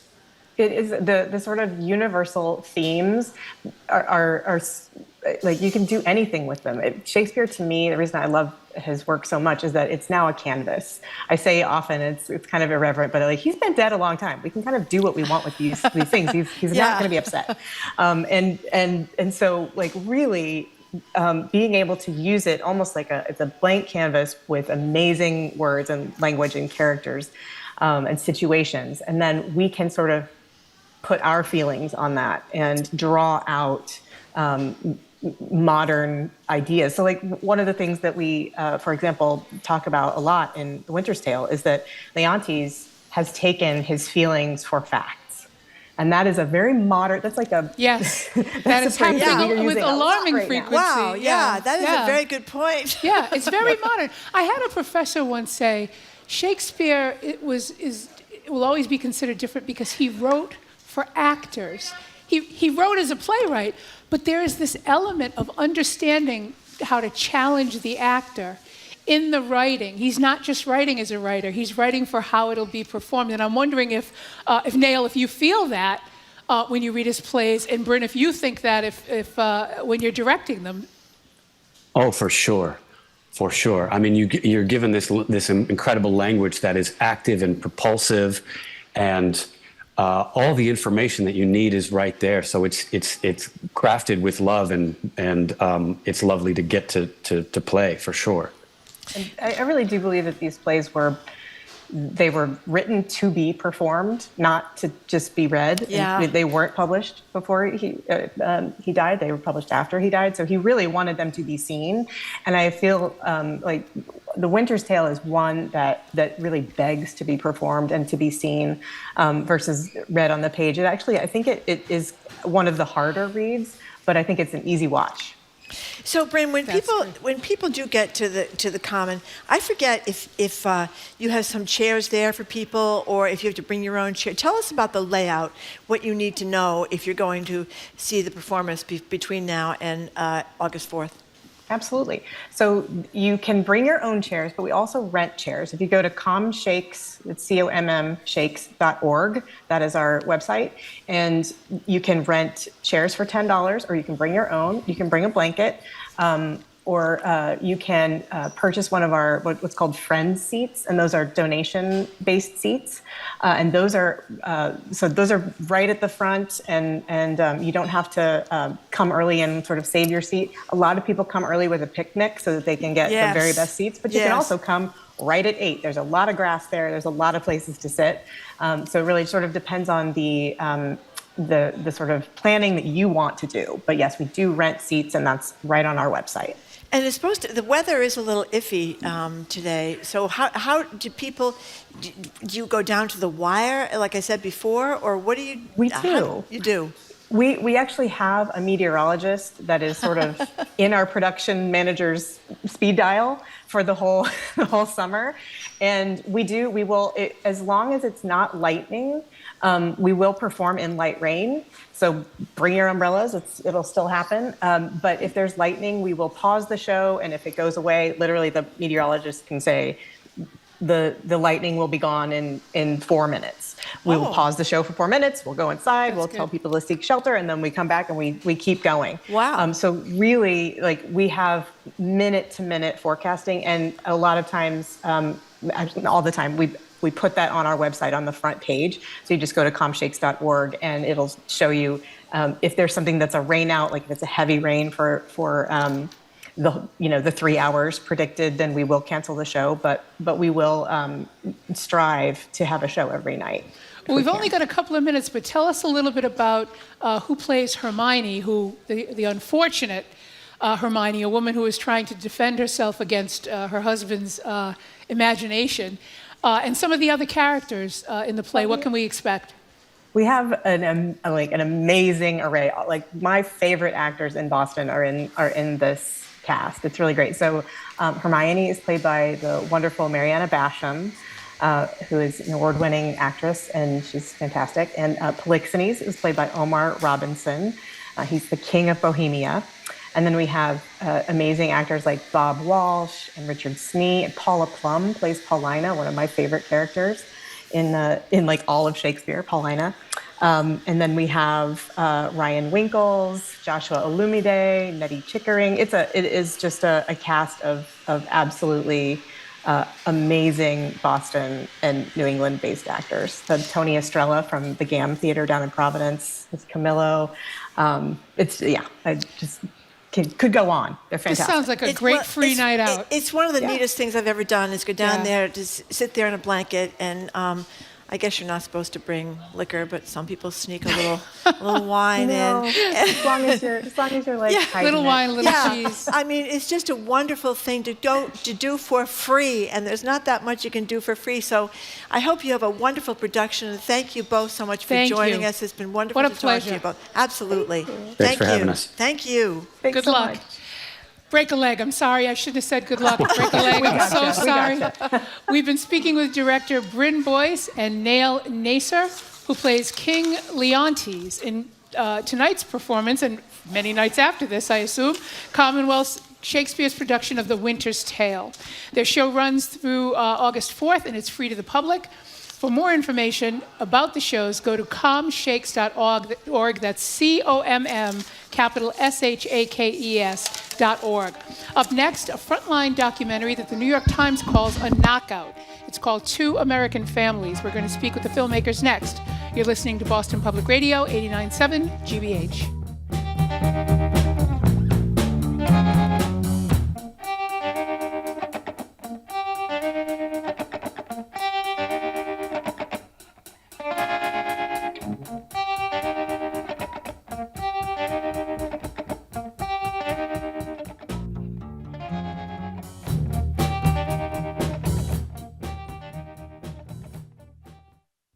When the unexpected happens, we're bringing you continuing coverage of President Joe Biden's decision to end his bid for re-election. You can count on GBH News to keep you informed with context and in-depth analysis. If Democrats across the board can unify behind Harris, that seems like the best opportunity. There are a lot of people who feel there should be a real primary contest, which we haven't had. And the vice president, I'm sure, would lead the pack. Stay here for continued coverage on GBH News 89.7. Our programs are made possible thanks to you. And MIT Federal Credit Union, committed to helping homeowners make use of the equity in their home with the MIT Federal Credit Union Home Equity Loan or Line of Credit. Learn more about how you can become a member at mitfcu.org. And the Boston Speakers Series, announcing its upcoming season at Symphony Hall for 7 evenings, featuring Liz Cheney, Andrew Lloyd Webber, historian Annette Gordon-Reed, and news anchor Chris Wallace. bostonspeakers.org.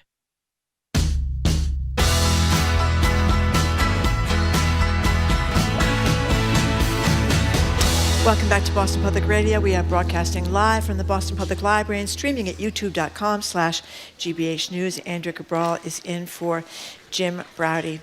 So for over 30 years, PBS frontline and correspondent Bill Moyers have been filming two families in Milwaukee, Wisconsin, one black, the Stanleys, one white, the Newmans, as they chase the so-called American dream.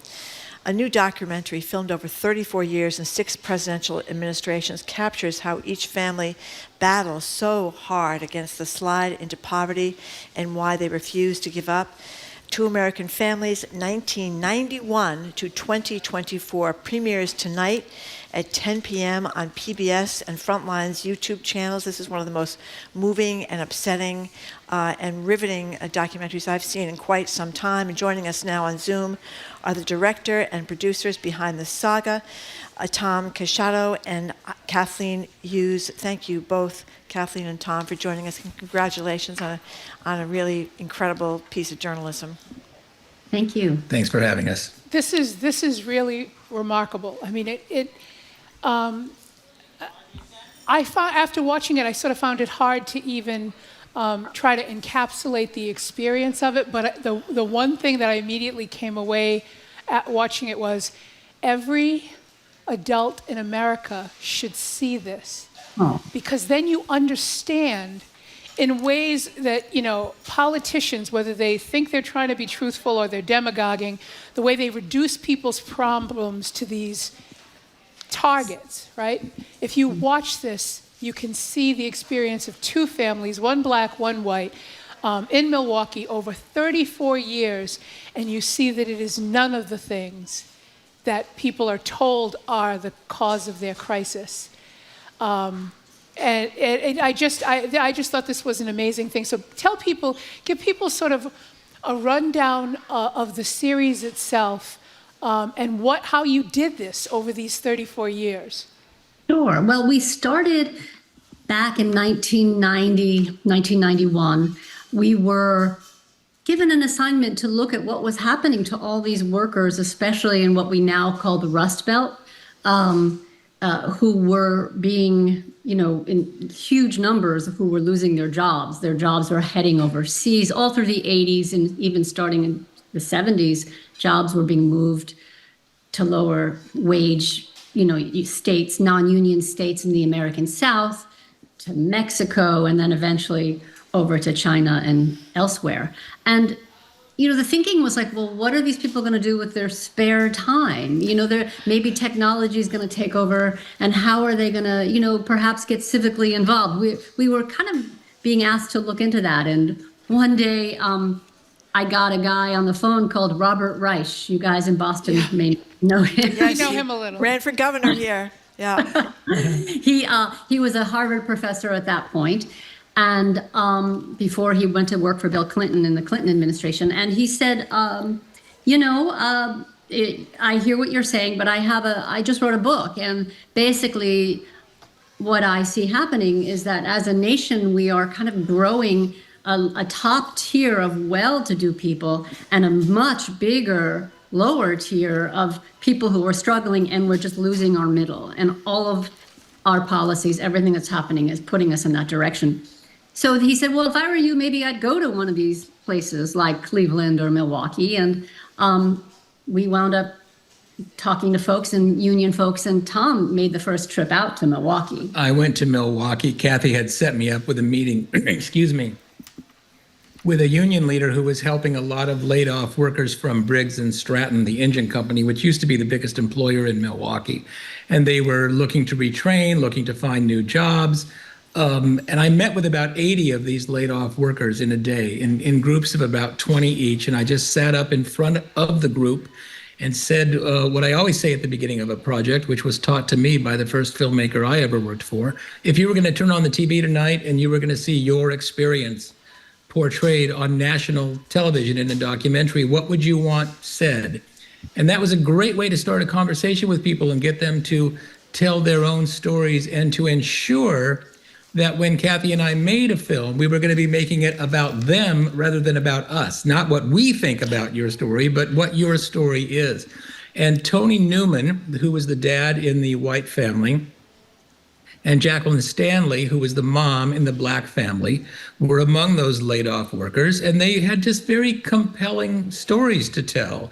And I continued to follow up with them after these big meetings, went to their homes, met their families, their spouses, their children, and asked them if they wanted to be in a documentary. And we made a film about them, which aired in 1992, never, ever intending to continue it in any way.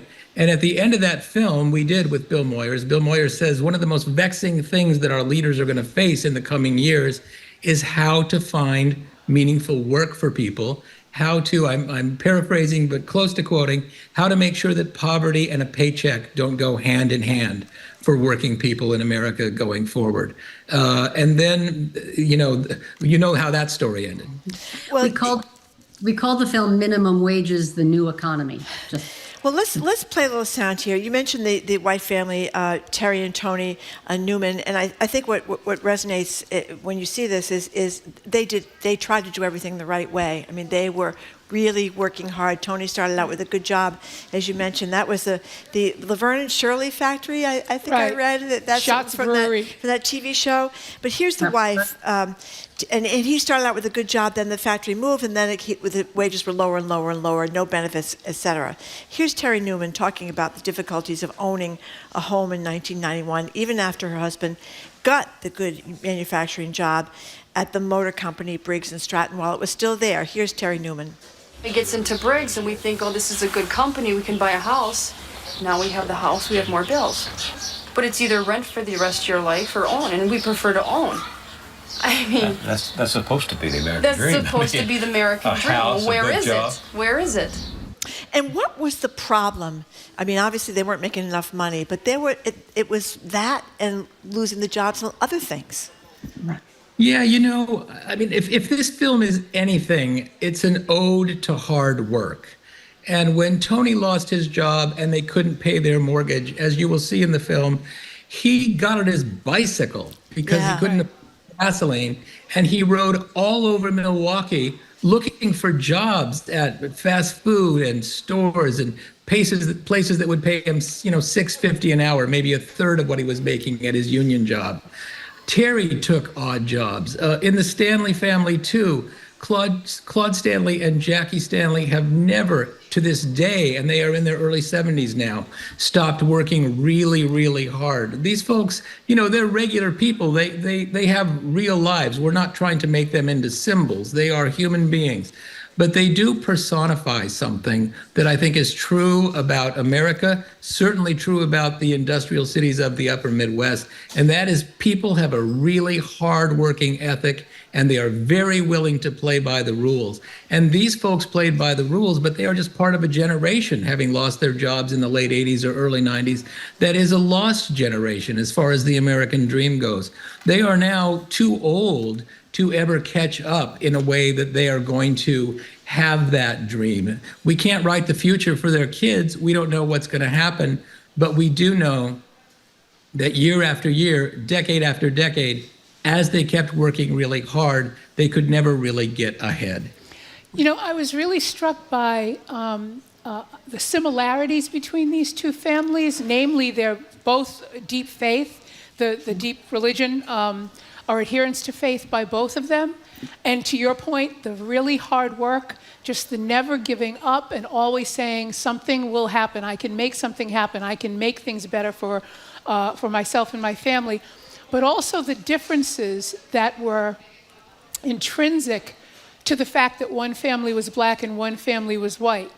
And and this may be my perception because I'm a black woman, but the black family, I think, had a greater expectation that they would always have to struggle.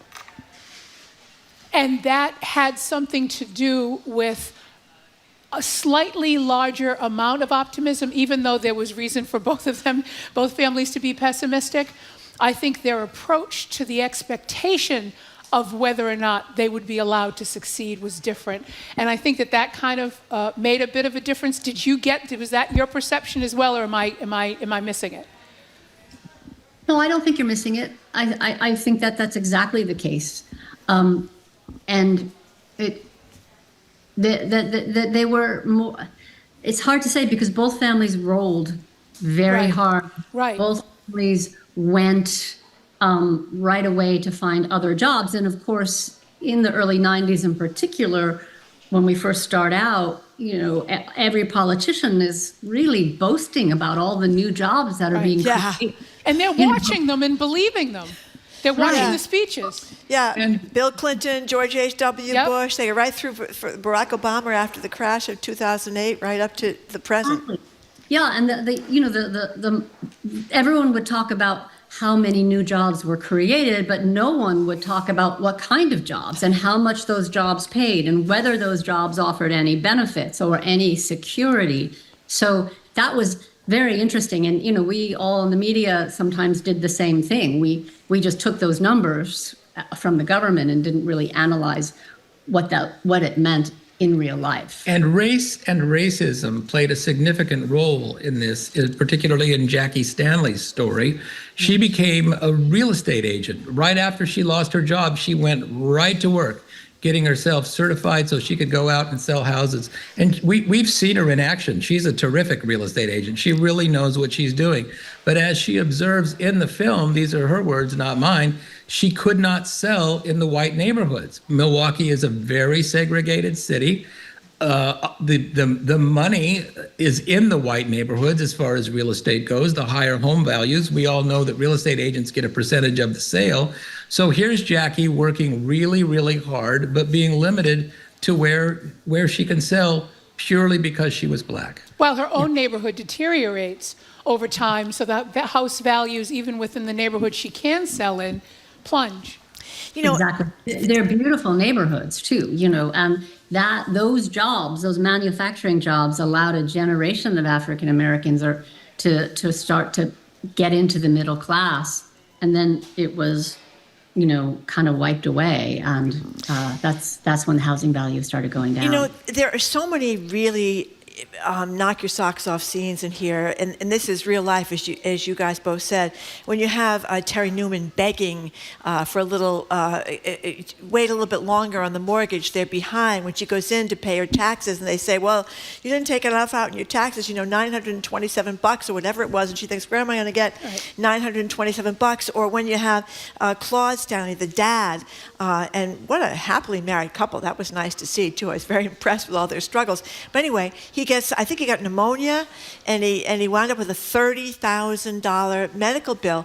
So this says something very upsetting about capitalism. I mean, about, Thomas Pritchard wrote a book a few years ago talking about regulated capitalism, which we don't really have. The stock market's going up and up, the rich are getting richer and richer, and these people can't get medical insurance. So talk about capitalism, Kathleen, if you will, or either of you, really, Tom or Kathleen, either of you. Well, I mean, I think what we see in the film is that over time, any kind of protections, safety nets, not every single one, but many safety nets, many institutions that, like unions, that used to kind of help people support people had disappeared. And so in some sense, people were on their own out there in this economy. So it's, I know you want to interrupt, but I'm not interrupting, you have something to say. But I agree. I mean, it is almost like raw capitalism as opposed to unbridled. Yeah. Yes. Yeah, survival of the fittest. If you don't survive, too bad, capitalism. That's how it seemed to me. Tom, I wanted to see what do you think, Tom? Well, I just wanted to say that I think folks like the Newmans and the Stanleys. Yeah. And yes. There are thousands, tens of thousands of them in the United States. We're really economically the collateral damage of all of the economic moves that have been made by our policymakers in both parties over the last 35 years. And I think it could have been foreseen that they were going to be the collateral damage. You ask about capitalism. Capitalism does create wealth. It does not create wealth for everyone. And these people were always going to end up this way, I think. It's easy to say in hindsight, but that's the way it looks right now. We're talking to Kathleen Tues and Tom Casado. The film is on tonight. Two American Families premieres 10 o'clock tonight on PBS and Frontline's YouTube channel. I want to play a little bit of sound from Keith Stanley. He's the son who gets to college, but he has to put part of college on his credit card bill. And what was it, a 23% interest rate or some astronomical amount like that? I mean, I want to just strangle somebody watching this show. Anyway, here he is, a grown man, talking about what he's learned with the struggle in his family. The kids, 5 kids, they were, doing lawn work, they were snow shoveling, they were working really hard to help their parents. Here's Keith Stanley about his learning. I would say the key word that I think is not spoken enough of is sacrifice in this country. We can point to a lot of indicators of how great the economy is. Our productivity over the past 40, 50 years in this country has skyrocketed, but there's a sacrifice to that. The sacrifice of not being home to see your kids go to school. The sacrifice of always putting work before everything else. I still believe in hard work, but I will say that I think we are fooling ourselves if we believe that it's only hard work.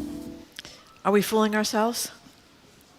Well, Keith is he is the oldest son in the Stanley family. He is, I think it's fair to say, a success by any measure. He did go to college. He did get a degree. He did go to work for some community development organizations in Milwaukee, and now is doing the same in Charlotte, North Carolina. And he's a testimony to hard work, but he is also, as he says himself, acutely aware that there are plenty of other hardworking people, and he knows them personally, and they've taken the exact same path that he did. And, in 2008, they lost their homes, they lost their cars. They've never quite made it. And Keith is adamant that hard work alone is not what's going to make it for you in this country, even as he epitomizes the way for some hard work can't allow you to make it. Nobody aspires to be poor. And I always think that there was this turning point during the movie Wall Street, that the nation turned when Gordon Gekko said greed is good. And we began to accept the fact that there would be this 1% of people who would own 90 at some point, and Robert Reich knew this was going to happen, would own 90% of the wealth in this country, and we began to be a country where Lifestyles of the Rich and Famous was a show we used to watch and envy those people and want to be those people, and never realize that having made all that money, those people were going to be very interested in keeping it, and that had to mean that other people could not get ahead, that unions would have to dissipate, that they'd have to be fought against, that you would move your jobs to other countries even, so that you'd make more money and you wouldn't have to pay a worker. Poor people in the middle class have more in common than poor people and wealthy people, or middle class people and wealthy people, and yet we're able to tell them that immigrants are their problem, that gay people are their problem, drag brunches are their problem. We're not focusing on who's actually robbing us blind. And that's why I hope every adult watches this show, because it's very clear. Here are two families that you actually almost grow to love over the course of this program. And we're not focused on who it is that's actually keeping them from getting ahead. Well, I think it's pretty safe to say that when the Newmans and the Stanleys lost their foothold in the middle class and were not able to regain it, it wasn't because of drag brunches. That, I think, is a fair statement. Yeah. Right.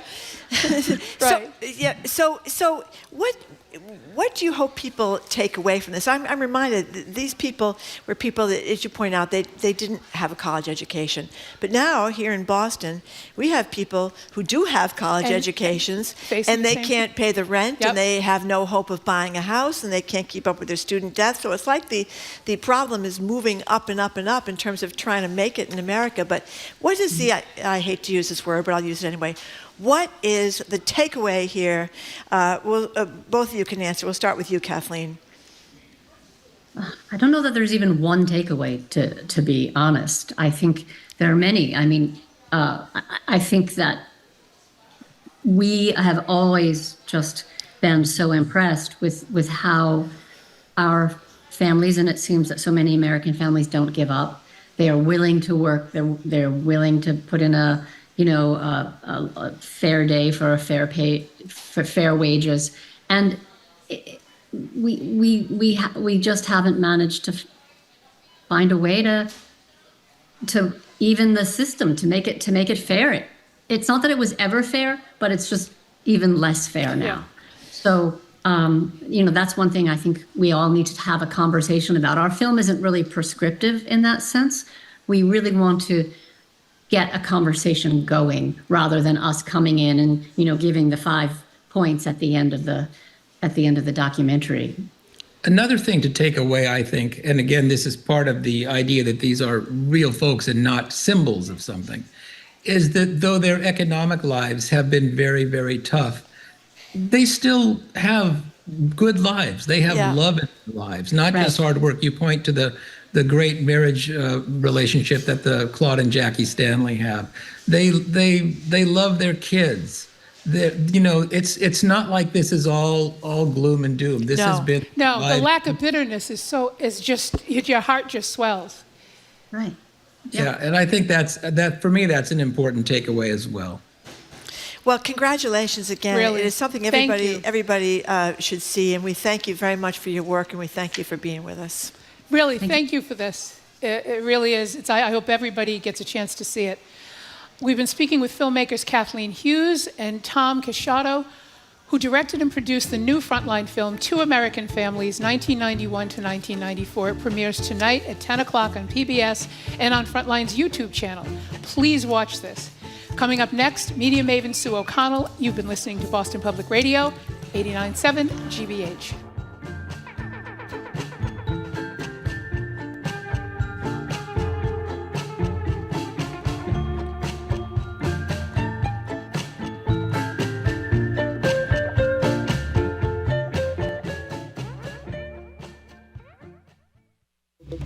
I'm Arun Roth. Coming up on GBH's All Things Considered, as support builds for Kamala Harris, we'll learn more about how the Democrats' nomination process will work in the weeks ahead. And we'll hear how Massachusetts Black and South Asian communities are responding to Harris's candidacy. Plus, with just over a week left in the state's legislative session, Beacon Hill leaders are giving an update on where things stand. Those stories and all the day's news starting at 4 on GBH's All Things Considered. Support for our programs comes from you and the University of Massachusetts Amherst. the Commonwealth's flagship public university. You can learn more about research, innovation, and economic impact for the Commonwealth at umass.edu. That's umass.edu. And Mass General Cancer Center, dedicated to providing compassionate care and cancer specialists who are experienced in the cancer you have. When you hear the word cancer, their team is ready. Learn more at massgeneral.org/cancer. I'm Jamie Bologna, executive producer of Boston Public Radio, and this is 89.7 WGBH HD1 Boston. Online at gbhnews.org. GBH News with NPR. What matters to you.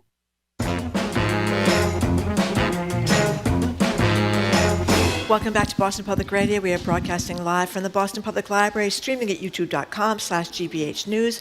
Andrew Cabral is in for Jim Browdy. We're going to be back here tomorrow at the Boston Public Library with our national security expert, Juliette Kayyem.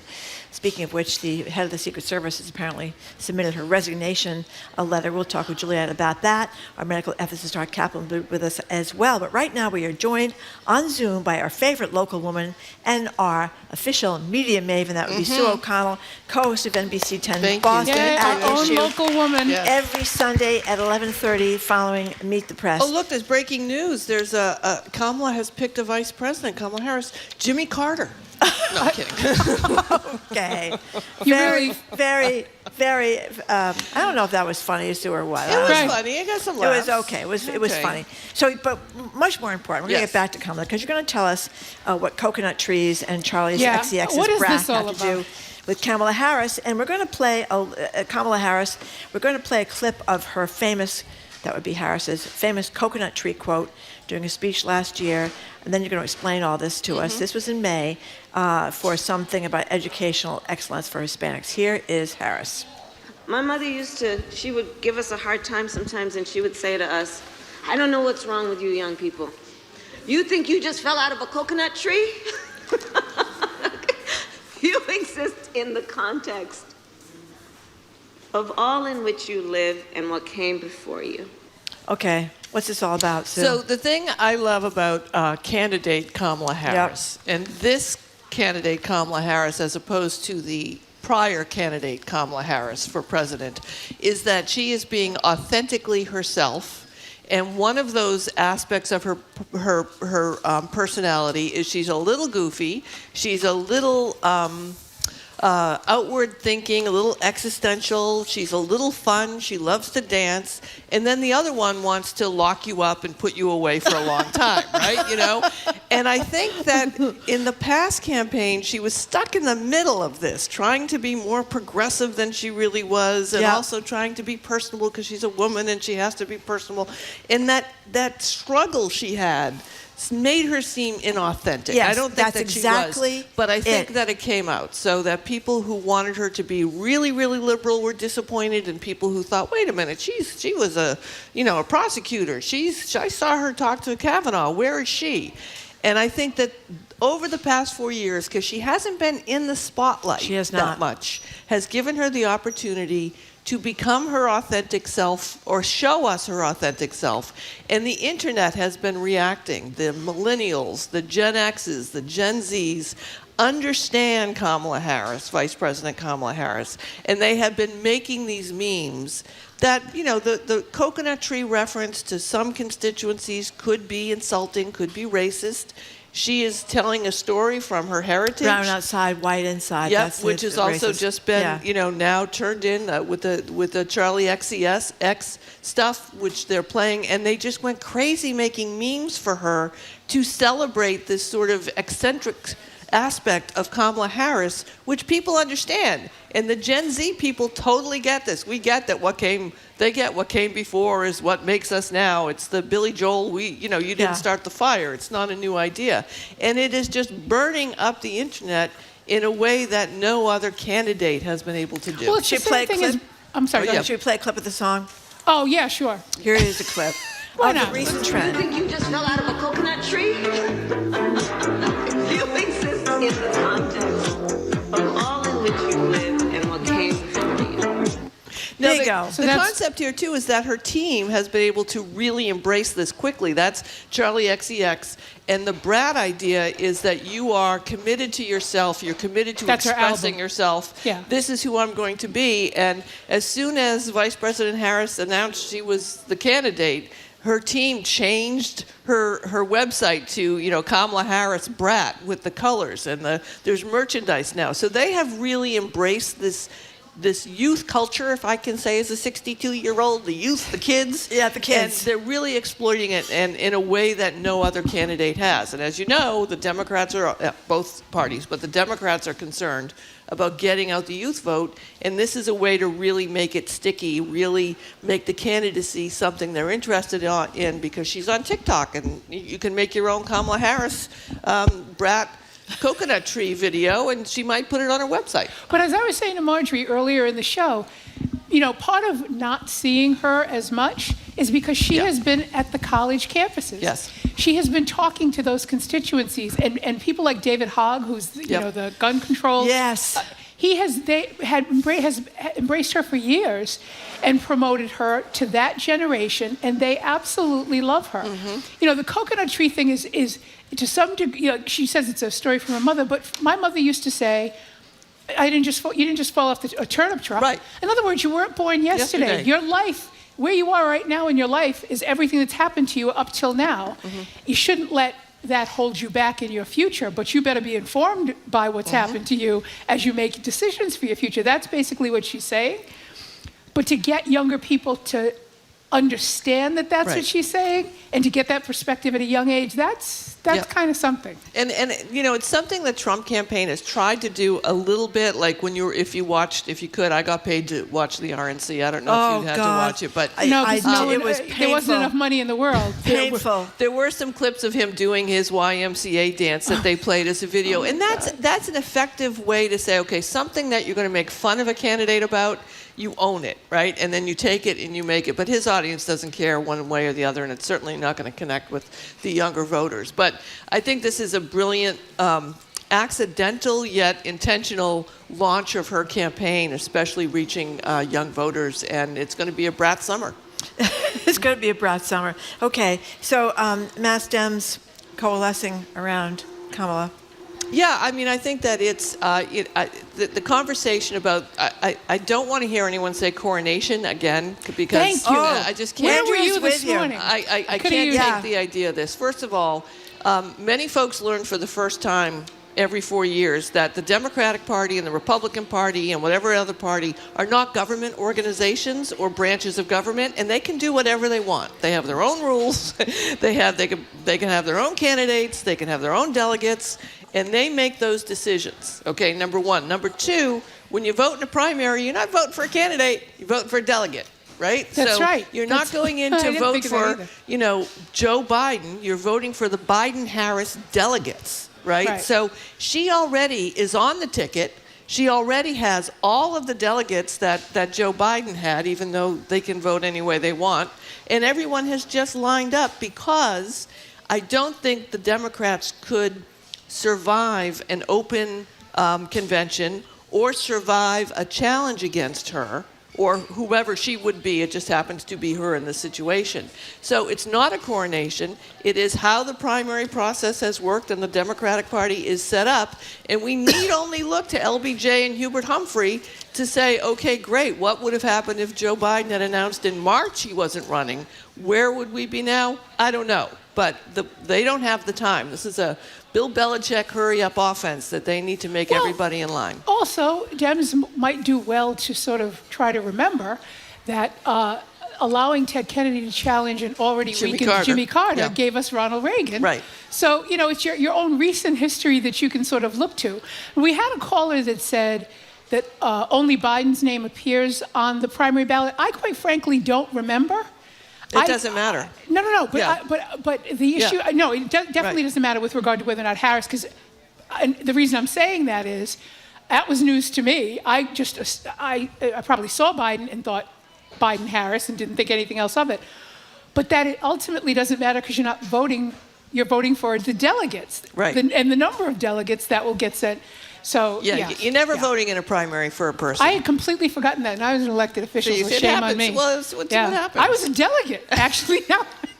Boy. Were you? Oh yeah. Oh, I didn't know that. For several elections. So you get to go to the convention. The conventions are fun. Well, ex officio, it's because you're an elected official, and so you just kind of get to go. So it's okay. All They're the fun, fun though. and none of the work. Yeah, all the fun and none. But another reason too. I mean, a reason that the Massachusetts delegation and governors, to Andrew's point, is that Kamala Harris, as vice president, has also been doing a lot of work with these people. I think she spoke at Andrea Campbell's graduation. Right. She has relationships with people that she has been developing for a very long time. So it's not just like she fell out of a coconut tree. Right. So, media maven Sue O'Connell, you were a media maven covering the trial for Karen Reed, which ended in a mistrial. People may recall that Karen Reed is the woman, I think she's from Marshfield, isn't she? Yes. Mansfield, one of the end places. She's from there. She was accused of running over her boyfriend, who was a police officer in Boston, John O'Keefe, leaving him to die in a snowdrift. It was a mistrial. The jury couldn't reach a decision. There is a new trial scheduled for January. Yes, yesterday was the hearing to formally introduce, you'll correct me if I'm wrong on this, the motions that the defense has put forward to dismiss charges of second-degree murder and leaving the scene, and they're making the argument that they have information, and it's been confirmed by some other reporters, that the jurors agreed that she did not murder him and she did not leave the scene, but they were split on the issue of manslaughter, driving under the influence manslaughter. So her team is saying, get rid of those charges because they've already been adjudicated. That argument will be made in a couple of weeks, I believe. But in the meantime, Judge Beverly Cannoni has set the date for January for the second trial to begin, based on the idea that whatever she decides on those motions, the other side is going to appeal, and by then we should be in January and ready to go. So we had this big build-up to yesterday. Could have been an email, I think, but we showed up. We were in there for about 5 minutes, and then it was over. And the outside of the courtroom, again, was the courthouse was really loud and boisterous, and folks representing a number of sides around the trial were out there. What do you think about the fact that, I mean, it's always ultimately the DA's decision about whether or not to go forward, even if a retrial has been scheduled. But what do you think the impact of the formal scheduling of a retrial is having?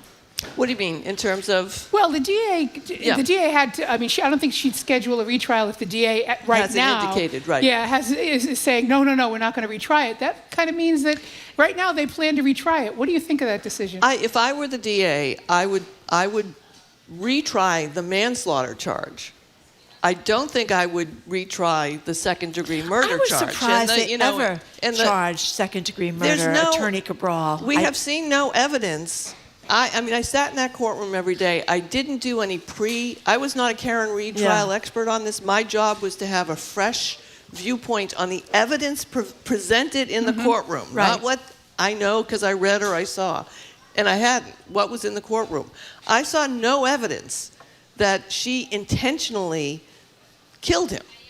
Yeah, I thought it was I mean, what do I know? But just from what I saw, I thought to me she accidentally hit him and then realized she hit him at 4 o'clock in the morning where he didn't come home. I would think that would be a vehicular homicide because you're under the influence of liquor charge. I think it would also be better for the state, for the Commonwealth, because then they wouldn't have to fight these ghost third-party charges that her defense so brilliantly brought up, but not directly, coming up with all these cockamamie conspiracy ideas that happened, which required Assistant District Attorney Adam Lally to kind of defend his witnesses without saying what he was defending them from while he was trying to prosecute them. If you get rid of the murder charge, it really does shrink the universe of what possibly could have happened. The issue is recklessness or negligence. Right. So Attorney Cabral, yeah. why was there a second-degree murder charge? Because it was a police officer that was killed. That was it. Okay. That's my personal opinion, is that it was because it was a police officer. Now think of, you've got these motions coming, right? The only true verdict is when a verdict isn't real unless it is delivered in an open courtroom and it is delivered by the foreperson, and it is announced, and then you poll the jury if that's what you're inclined to do. This is really going to be a problem for Judge Cannoni, because she's opening up a can of worms. People will go behind the veil of deliberations to discern how jurors have voted informally, trial after trial after trial, if she allows... She's not going to allow it. I wouldn't think so. I don't think so. Just for that reason. But you're going to have to address this notion of jurors believing that they have decided something, Yep. neglecting to announce it, and is there any value in the fact that they have made an unannounced decision? Right. I don't envy her at all for this. No, and they didn't. She didn't ask them. They didn't tell. Right. So and judges don't have to ask. Yeah. I mean, they don't. Christina Rex over at WBZ interviewed one of the jurors, and on her reporting, she says there was some confusion that they didn't. They were like, well, should we tell her or should we not tell her? Right. If we had told her that we were unanimous on. If you tell, that's a verdict. Yep. Yeah. We're talking with our media maven, Sue O'Connell. People, I'm sure, remember Allie Raisman. She's a Needham young woman, local woman, who was a great gymnast in the Olympic, won a bunch of medals in the Olympics, as I recall. She was also tragically one of all those gymnasts that were sexually assaulted by the physician Larry there. Nassar. Yeah, who, what was it? Like Larry Nassar. Dozens and dozens and dozens. Over decades. Yep. Yeah, and suffered severe post-traumatic stress disorder after that. Well, here she is on this podcast, Call Her Daddy, talking about experiencing unexplained body paralysis. It's happened twice where I have literally stroke-like symptoms. I can't remember my name. I'm slurring my words. I can barely speak. The first time the doctors had absolutely no idea what it was, and it was so scary. She's been hospitalized twice for these stroke-like victims. Someone that was a world-class athlete, and gosh, what is she? Is she even 30? I mean, she's a young woman. What do you make of this story? Well, I mean, obviously, I think she goes on to talk about how post-traumatic stress and that sort of syndrome and disorder really lives in your body, and that kind of trauma lives in your body, right? So there's that possibility. Also, as an elite athlete at the level that she performed at, there's also damage that she could have that she doesn't know she has. The challenge with elite athletes is they both know their body really, really well, and also sometimes are unaware of pain they have or symptoms they have, because they're always in pain and always have some sort of symptom. So there's that. But she also made a point, I've shared, and I share with permission, my kid has 5 rare chronic illnesses. And we've had great care and great doctors. And doctors often say, when they're talking to new doctors, when you hear symptoms, think hoofbeats. And when you think hoofbeats, think horses, not zebras. Because people come in with all sorts of symptoms, and if you're a new doctor, you're going to jump to the exotic. It must be this zebra, when it's usually just a horse. And she says in the interview, and the article reports, that her mother finally had to go to the doctor and say, listen, she is an elite athlete. If she says there's something wrong with her body, we need you to pay attention, right? And they are now paying attention. And it's the same thing we went through with Ruby, where she would tell me for years as a kid that her kneecaps moved. My kneecaps move. And I would say, she keeps complaining about her kneecaps. And they're like, oh, it's normal, people's kneecaps move. Well, she has an illness called Ehlers-Danlos syndrome, and her kneecaps started dislocating, right? Wow. Because if they had gone, I always think, it's a shame Jim's not here, we should all just get full body MRIs as soon as we're born. Jim right? has the record, in the state of Massachusetts for the Guinness Book, the most amount of and work. just see what's wrong. No, but I'm only kidding, but I think he's close. If there's a record, he's close. So MRIs. we were He's a little bit of a hypochondriac, Andrea. But I know point, that surprises you. If we were looking for the rare thing first, how much more money would we save going through these steps? So I hope that she's, I think she's an exceptionally young woman, Allie Reisman. I got to meet her a couple of times, and I'm sure that they'll keep fighting to get to the bottom of this. But, 2 lessons here. Thank you for sharing it with us. the trauma that we all go through lives on our bodies, and it expresses itself in different ways. And the amount of advocacy you have to do, even when you are a world-class athlete, to have your mother come in to tell the doctor to pay attention to you, is something I think they really need to teach better in medical schools. Well, you know, what I was thinking when I read, I had the same reaction, thank you for talking about it, because it opens up, and I hope she talks about it a lot, continues to talk about it a lot, where appropriate, the intersection between disciplines. So, you know, police officers go to homes, and someone's in the middle of a mental health crisis, and the person gets shot dead. Well, if you start combining your efforts and your services with mental health folks and social service folks, and they accompany you, they can de-escalate a situation better than you can, and so you save a life.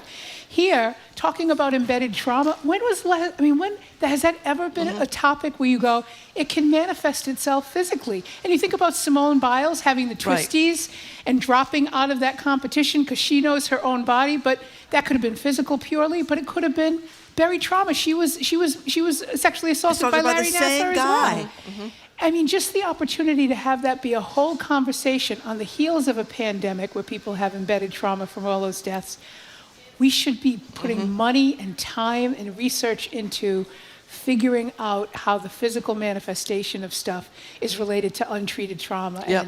And women tend, from what I've read, to have more physical manifestations of it, and men tend to have more acting out manifestations of it. So, you know, if we're looking at why we're behaving the way we're behaving and looking for professional guidance on how to help, you know, I think we could move forward here. And plus trying to prevent people from harming people, but let's not get carried away. Well, you know, the other thing is I think that you learn in life, and either yourself or your children or maybe family or friends or something, that a lot of medicine is really a dark science. They're guessing. They're totally guessing. They're guessing. They're doing their best, but they don't. And if you say something like, you know, is there mental illness in the family? And you get a mother or a grandmother, right away.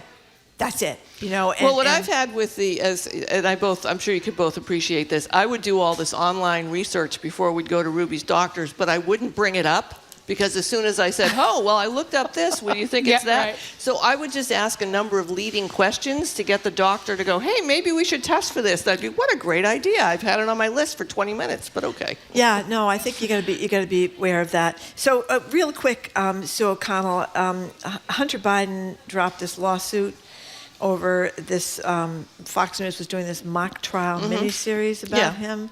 I mean, tell us about the lawsuit. Well, Hunter Biden's busy running the country, right? I'm only kidding. He's not busy running the country right now. Apparently, he was one of for the a couple of minutes. big confidants of his father for a while. Yeah, I think at some point you have to, if you're a Hunter Biden or someone, you have to just decide how much of this is worth the fight, right? Yeah. You know, he is a public figure, whether he wants to be or not at this point. And it's fair game for someone to interpret your life and put it out there and make a little mini-series out of it. He certainly does have a very interesting life. If Shonda Rhimes were in charge of it, I'm sure we'd all be really paying attention to that. So I think dropping it and letting it go is probably the last time we'll talk about it until it comes out, and that's the best thing for Hunter. It was the naked pictures of him that he was upset about, correct? He called it revenge porn. Because he was doing it under the revenge porn statute. By the way, how awful is that term, revenge porn? No, I agree. I'm totally with you. Yeah, totally with you. Where did that come from? A lot of times it's just people I guarantee you a woman didn't create it. Yeah. No, I guarantee you. Exactly. I mean, a lot of times it's a couple that was in a consensual romance. One of them breaks up, and then suddenly those pictures, which are not necessarily pornography. Well, not only that, it makes it seem really. But they're made available for the pornographic satisfaction. And also, porn is also a legal business, which is the other problem when we say child porn. It's actually a legal, above board, if depending on how you look at it, business. So it's really, abuse-ish images rather than that. So if we were to say attack intimate images, we'd be better off, right? Right. There's definitely a better way to You know what they want to do on Project 2025? Criminalize pornography. Yeah, that's going to go far. I'm not sure that that's going to Utah get will be very upset. Yes. Remember at the RNC, did you see this story? I should have sent this in. Grindr, the gay date app, the gay hookup app, was overwhelmed in Milwaukee at the RNC. Oh, really? Of course. Of course. Well, they were Really? busy trying to All outlaw us. projection. It's all projection. Okay, I love that. Thank Sue you. O'Connell, You're welcome. thank you Thank very you. much. Thank It's you. always good to see you. Good to see you too. All right, so we have been speaking with our local, our beloved local woman, media maven Sue O'Connell. She's the co-host of NBC 10's Boston At Issue every Sunday at 11:30. It follows Meet the Press. After a quick break, CNN's John King is going to join us. You're listening to Boston Public Radio, 89.7 GBH.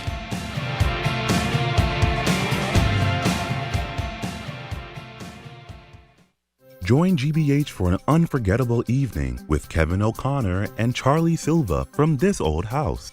Hear stories from this duo as they expand upon what it's like to work on the show. Discover your next favorite brew style with certified Cicerone Hal Mooney. Each kit includes 4 independent craft beers, all specially curated by Mooney. The deadline to register for this virtual event is on Tuesday, August 20th. Tickets at gbh.org/events. Support for GBH comes from you. And Morningside Music Bridge, returning to Boston. The summer program shines a spotlight on young classical musicians from around the world, with concerts now through August 2nd at New England Conservatory, mmb.international. And the MBTA Commuter Rail, providing public transportation service to over 170 cities and towns in Massachusetts. Just take the train. You can plan your trip at mbta.com/massbytrain.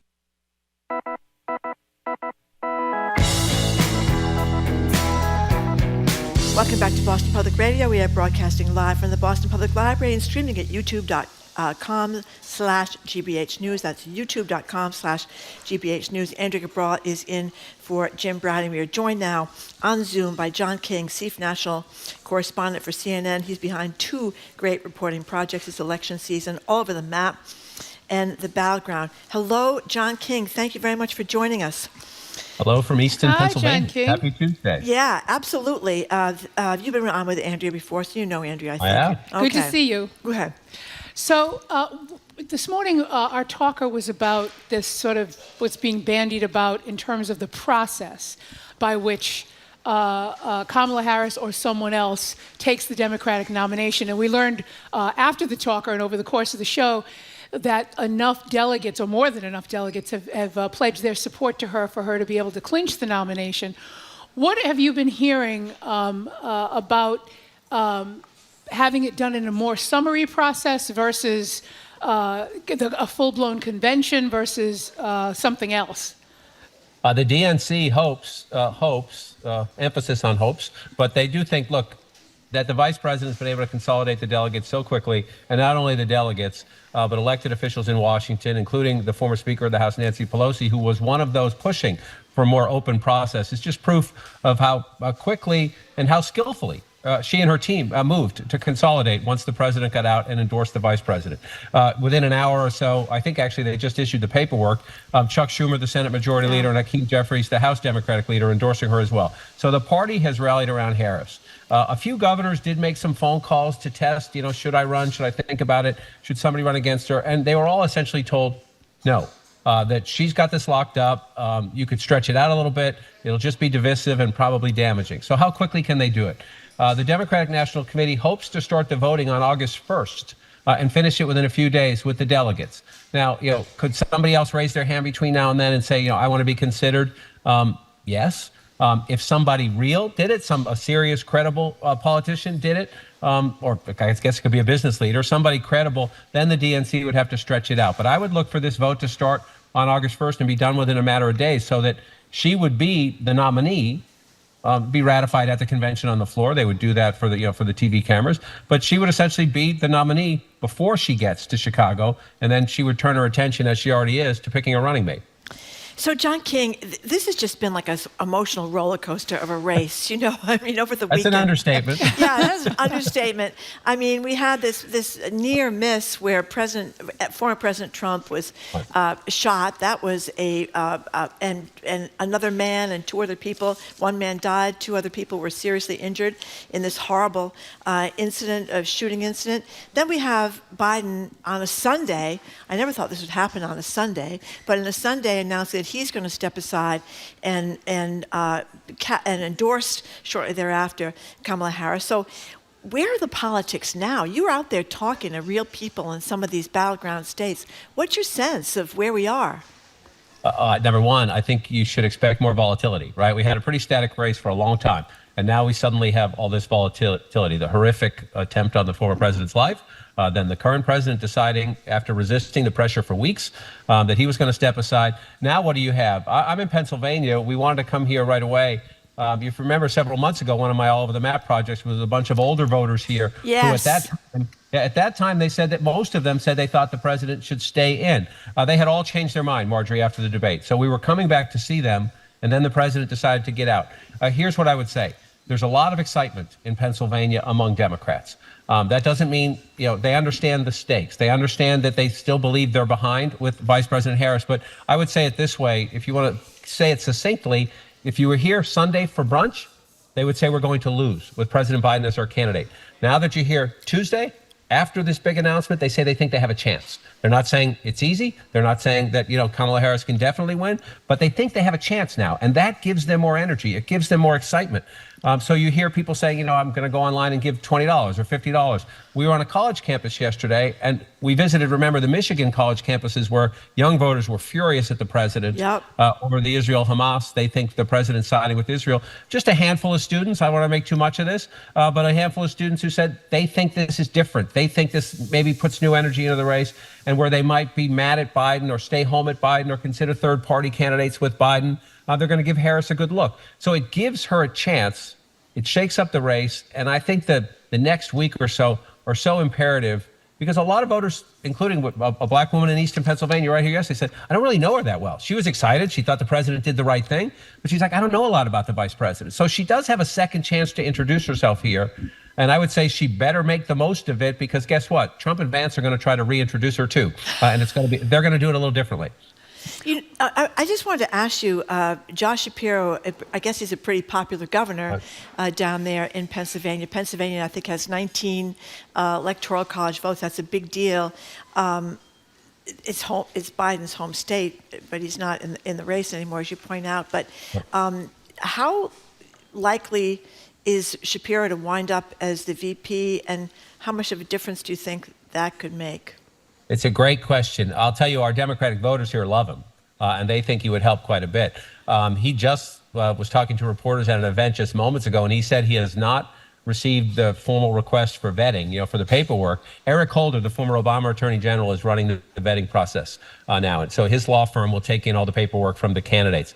Shapiro says he has not been asked. Does that mean he won't be asked? I can't answer that question. We know that a number of Harris people had said that he would be one of the candidates, along with the governor of North Carolina, Roy Cooper, the governor of Kentucky, Andy Beshear, the Democratic senator from Arizona, the former astronaut, Mark Kelly, and I'm sure there'll be one or two others that get names come up as we go forward.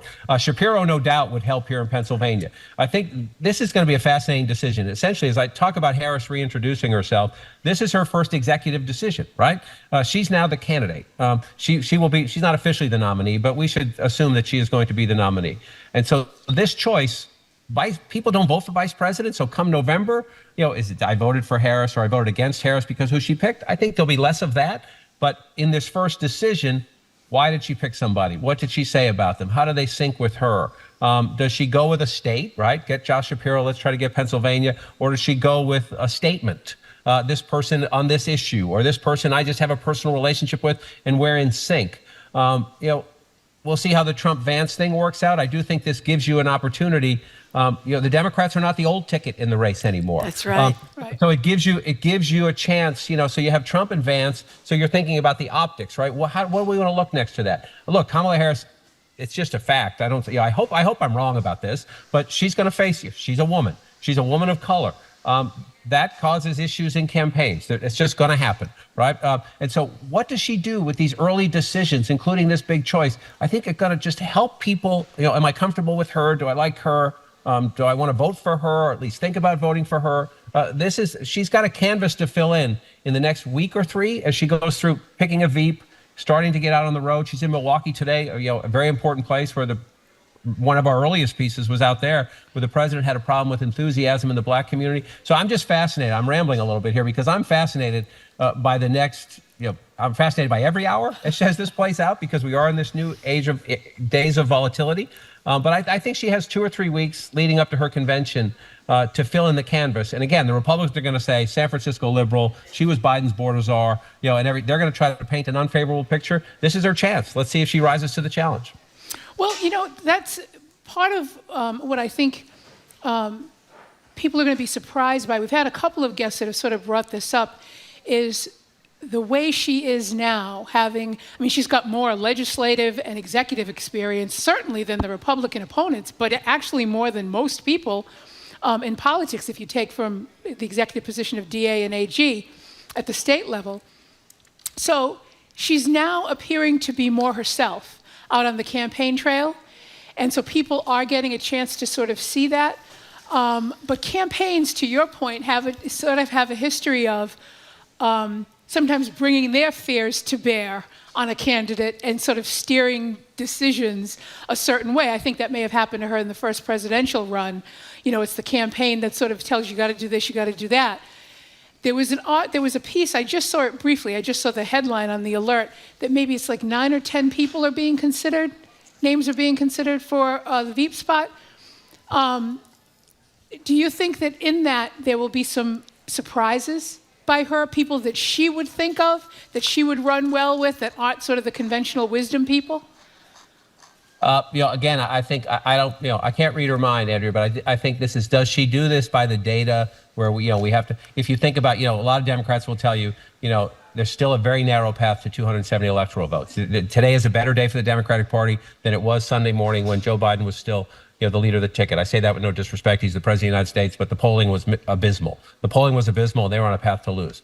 So do you pick somebody who you think delivers you a state or a region? Is it somebody with an economic profile that you think helps you in the industrial belt, right? Or is it somebody who you think helps you in the Sun Belt, right? Do you try to go for Georgia and Arizona and maybe Nevada as opposed to Michigan and Wisconsin and Pennsylvania? So you can do the electoral math, or I think to your point, remember Bill Clinton picked Al Gore, and everybody said, what are you doing? You're picking another moderate Southerner. Yeah. It worked. It worked, right? Yeah. It was a generation. It was a new look. It was the convention entrance was dynamic and got them a lot of play.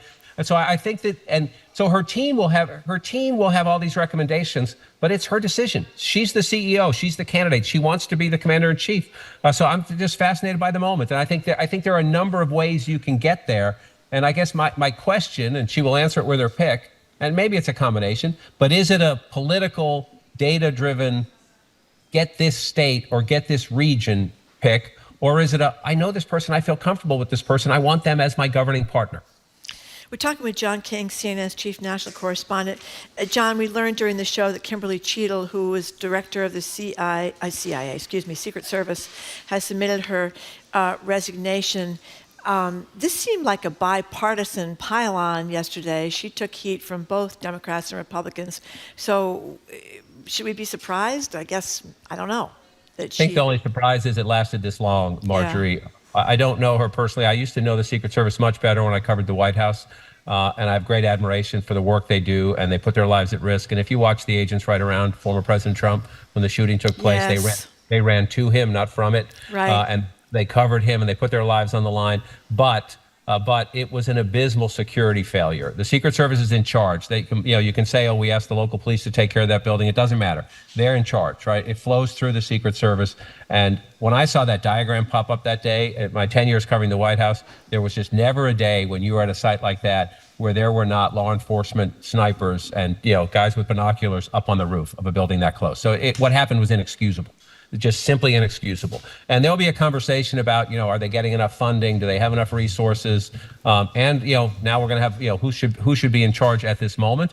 And I hope the Congress and any other investigative panels ask those questions, right? Don't just say, okay, the director stepped down, we're done, right, move on. Right. Ask about staffing, ask about training. And if you need to hire, they don't have enough money. Isn't that one of their constant complaints, that they're always getting underfunded? Is that legit? This has been a complaint, and again, people have different perspectives on this, but remember, after 9/11, when the Department of Homeland Security was created, Secret Service was taken out of the Treasury Department. The original job of the Secret Service way back, was counterfeit money.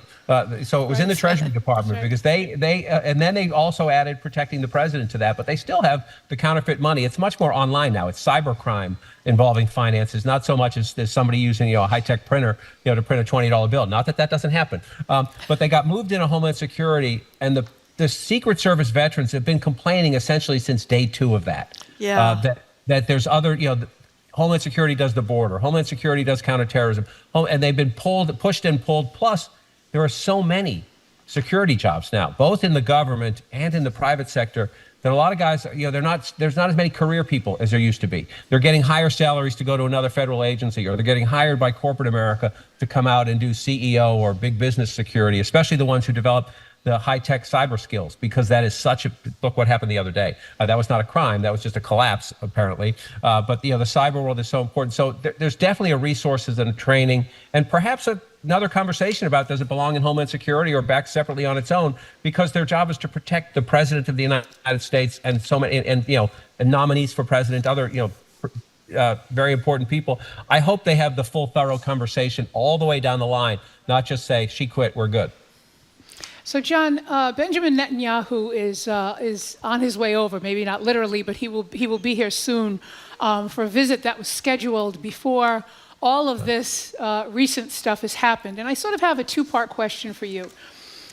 First, I'd like to get your take on how, if at all, the stakes have changed for Biden in dealing with Netanyahu, particularly around him pushing for the ceasefire and the return of the hostages before he dropped out of the race versus now.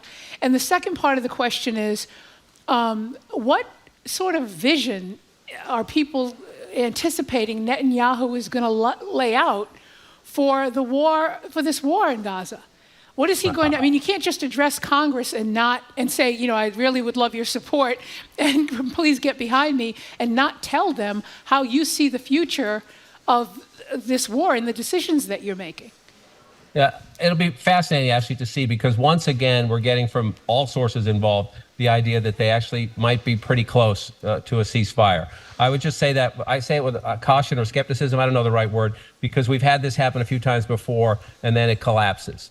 And so I think we want to watch that, number one. Are they close enough that President Biden can use whatever U.S. leverage to, if Israel has to make a concession, and then you get on the phone and you talk, we don't talk directly to Hamas, but, through intermediaries, the Qataris and others, get Hamas. Is there a way to finish the deal? That would be a huge achievement for President Biden. He's going to give this address to the American people tomorrow night, the president is, and he's going to talk about finishing his term, and his priorities is finishing his term as president.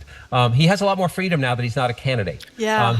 He does not personally have to worry so much about domestic politics. He, of course, wants to protect his vice president. He, of course, wants to protect the Democratic Party. But I'm interested to hear Netanyahu's tone. His tone usually is, don't blame me, even though, look, just be honest. Hamas attacked Israel, and no one should ever forget that. Hamas attacked Israel first. Hamas is the terrorist organization within the Palestinian territories. That is a problem that governments around the world have just ignored and not dealt with for more than 20 years, and this is what happens when you get there. But if you look at the Israeli response, I think it's more than fair to say it has been disproportionate and that too many women and children are being killed. And Netanyahu keeps saying, well, we're going to keep this up until Hamas is eliminated. The world community has to come up with a better solution because too many innocent people are dying. Netanyahu, I think, will be, though, quite muscular to the Congress.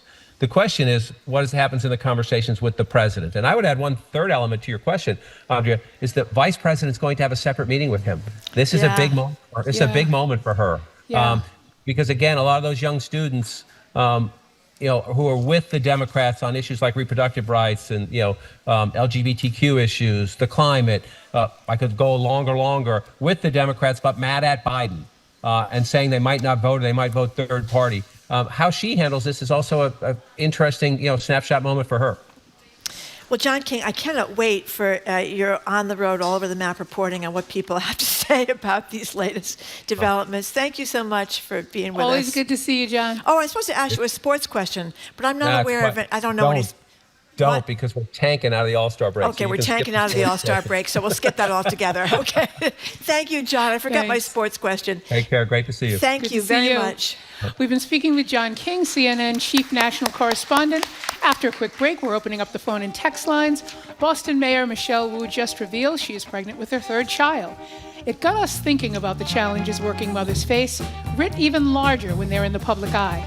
We'll open up the phone and text lines to get your thoughts in just a minute. You're listening to Boston Public Radio, 89.7 GBH.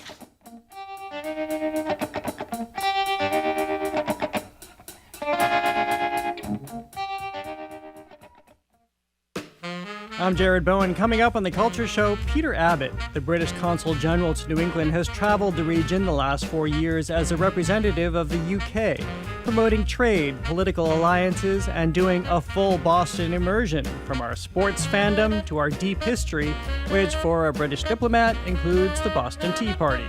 He joins us to talk about it all before he leaves the city and his post for London. It's all here on The Culture Show today at 2 on 89.7 GBH. Funding for our programs comes from you. And Maine Maritime Museum in Bath, presenting Up to Camp, their newest exhibit celebrating Maine's sporting and leisure traditions. MaineMaritimeMuseum.org. And the Massachusetts Educational Financing Authority, providing resources and tools to help you navigate the college planning process, including customized plans of savings, loans, and guidance. More information at mefa.org.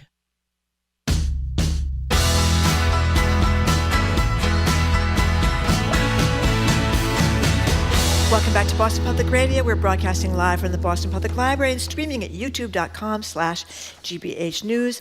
Andrea Cabral is in for Jim Braude. So, Boston Mayor Michelle Wu is the first woman, first person of color, and first mother elected to be mayor of Boston. It's a trifecta, Andrea. She's also just announced that she's pregnant with her third child, a baby girl that's going to be born in January. In an article in the Boston Globe today, Wu says the pregnancy will not impact her plans to run for another term as mayor. She also shared her experience of having 2 miscarriages between her son. Her younger son is 7, her older son is 9. So that's been between the birth of her son, Cass, at 7, and now she's had 2 miscarriages, and this pregnancy has been much more difficult than the previous ones. As Andrew said this morning, women have been having babies long before newspapers have been around to give full-stop press about it. So is this big news, or is this just another day at the office? Shirley Young was with us earlier, and she was saying that the mayor has announced she doesn't intend to take maternity leave, despite the fact that Wu has made that an option for municipal workers, and Shirley was wondering if that's a good thing or not a good thing. But in any case, she is Boston's first pregnant mayor, an example of representation for mothers at work for her entire term, often bringing her kids along with her to events, including here at the Boston Public Library. When she comes on our show for Ask the Mayor, she's brought the kids before. And she took one of the little boys into the city council chambers, nursed the kid. She was there she didn't even miss a city council meeting. She was right there after giving birth. So is this a sign we've really turned a corner when it comes to gender norms in politics? It is a big story. I think it was on the front page of the Globe. Above Metro. the fold, I think. Yeah, Metro front, I think, not the front. Oh, was it Metro? Yeah, it was I'm above not the sure. fold. Yeah, it I know was that. definitely above the fold. I'm not sure it was in the front page of the paper or is above the front page of the Metro section. But in any case, it was a big story in the Globe. She's got her husband gave up his job, Corner Pewarski. He was a community lender at a bank, and he decided to stay home with her kids, so she got the help from a full-time dad. But what do you think about this? The mayor of Boston having her third kid, taking no maternity leave, going right back. What does it bring up to you out there, mothers who are trying to, as we say, balance it all, having a pretty intense job, and 1, 2, and now 3 children for the mayor? I think it's really difficult, but we'll see what you say. And should we be making a big deal about this? What do you think, Andrea? Well, I'll start first by saying, and we're hoping that people call not sort of just with their thoughts on it, which is a certain amount of people usually have sometimes a little bit of distance from it, and they just sort of opine on it. But call us and share your actual experiences as working parents, and particularly working mothers, and decisions you made or didn't make and why. And certainly not everybody is similarly situated to the mayor of a major city. I thought at first I thought this should not necessarily be news, although I understood her need to get ahead of it and not have it be reported out by somebody else and letting people know. But I thought Shirley made a good point about the maternity leave, modeling the maternity leave. And that's why I said, if what works best for her and her family is to not take maternity leave, then that's fine. If she declines to take it because she thinks people will perceive her to be weaker politically, that's not a good reason to not take maternity leave. And that's just sort of in my humble opinion. And that's really where I think this question goes to, about women and women working while pregnant and paid leave versus non-paid leave. It's what women face, the perceptions of others as they go about trying to work and be mothers. Yeah. This is about some of the decisions that are made in response to the perceived reaction by people who don't know your struggles, don't know your challenges, don't know, your decisions. And in the world of politics, in the public eye, that gets writ much larger. So here is our question to you guys. How do you react to this? How do you manage, if you are managing it, a intense job with kids? How are you coping? Do you think the mayor can do her job with 3 kids at home? I think, my kids were born a long time ago in the 90s, and it was like the dark ages then, where you were supposed to pretend you didn't have any children, and you weren't supposed to mention their names, and you were never supposed to use them as an excuse. And I always used to get annoyed when Charlie Baker would talk about when he was running for governor the first time against Deval Patrick. He lost, obviously, but came back and won the second time. But we used to talk about leaving the campaign trail to go to his kids' soccer games. And that really used to annoy me, because if you were a mother, you could not say you had to go home to watch a soccer game. You would just say you were going to get a root canal, and then you snuck out and went to the soccer game because you were supposed to pretend you had no children. Charlie Baker was Father of the Year. And then we all have the story of Jane Swift. And remember Jane Swift, who had the 6-hour commute. And when 3 hours each way, 3 North hours Adams. each way. It was ridiculous. Anyway, she had 3 kids under 4, something like that. She had the twins and the other kid. And when her first child got sick, and pretty sick, and the child was just an infant at the time, she took this a state police helicopter home to North Adams to take care of the kid. And then what hit the fan? Oh my God, let's have her arrested. Let's, bring her down to the Suffolk County lockup. I get it. I get why she did that. That was her first baby. It was an infant. She was in a panic. The kid is sick. She had a state police helicopter sitting right there. She could have sat in 3-hour traffic on the Massachusetts Turnpike, but she took the helicopter, and that was kind of I don't think she recovered from that. So what do you think? 877-301-8970, 877-301-8970. Here's Cassandra, who just texted and said, I'm a working mother, and the biggest issue is daycare. It's like one person's total income, the cost of tuition, so you might as well not work. But I am so done staying home all the time. I want to work. Now, the mayor of Boston makes $200,000, I think $207,000 as a mayor, which is a good salary. In Boston, it's not an astronomical salary because it costs you so much to live around here. But she does have the luxury of having a stay-at-home husband, which makes it a big deal. But still, she's got to be the mayor, which is a huge job. It is. And for women who aren't the mayor, the notion that you want to work, or have to work to provide for your family, and half of whatever it is that you're making goes to pay for daycare. I think it's always been sort of a rock and a hard place sort of position, which is why paid leave is so important, for both parents. Oh, yeah. The ability to have paid leave is so important. And it's almost like, women, because we come from a history of not being expected to work, men not necessarily wanting women to work, men have always had the luxury of having to be able to have children and have a job. Women are just now sort of really fully realizing that they are entitled to that as well. Okay, let's go to Diane from Beverly. Thank you for calling, Diane. Hi, Diane. Hi, first-time caller. Thanks for calling. I worked full-time as a trial attorney through my whole career, including 2 kids. Oh, a trial attorney. That must have been a little difficult to negotiate. That can interfere, yeah. So I went into labor one weeknight. The next day I had a deposition scheduled with a certain attorney. I did, in time, direct my secretary to tell them I wouldn't be there because I had just given birth. Imagine my surprise in the maternity ward. I get a phone call bedside. I pick it up. It's that attorney. Well, congratulations. He didn't believe. Right. Wait a minute. He called you at the hospital to make sure you were actually in the maternity ward? Yes. I absolutely believe that. Absolutely believe that. Doesn't surprise me at all.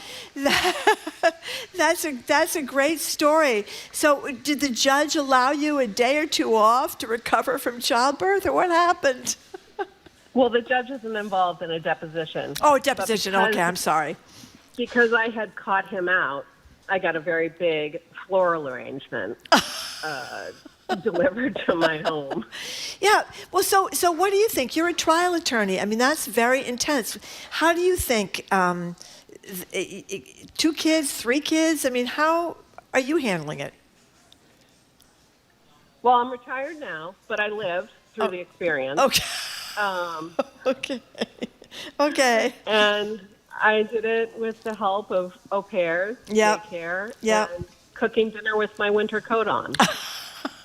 You know, Diane, thank you for the call. You guys may know Wendy Murphy. She's been a lawyer. She's got 5 kids. Oh, yeah. Wendy and I started together in Middlesex. Okay. Yeah. I remember she was arguing before the Massachusetts State Supreme Court. And she just had a baby, I think about a week before. And her 10-year-old daughter, maybe she was 9 or 10, something like that.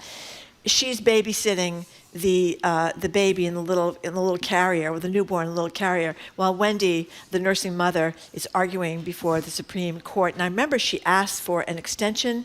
It may have not been for the Supreme Court. It may have been in another case because she was giving birth and she was denied the extension. That wasn't a good enough The legal excuse. profession is absolutely brutal. I mean, I think that there's a long history of law firms not, firing women who got pregnant at the law firm, or you can't make partner because you might get pregnant again. You can't move up. You'll always just be an associate. But the trial system can be equally brutal. The lawyers that you're up against, there are judges that are unsympathetic, scheduling where they just couldn't care less. And the fact that Diane said that this lawyer called her because he thought she was lying about it.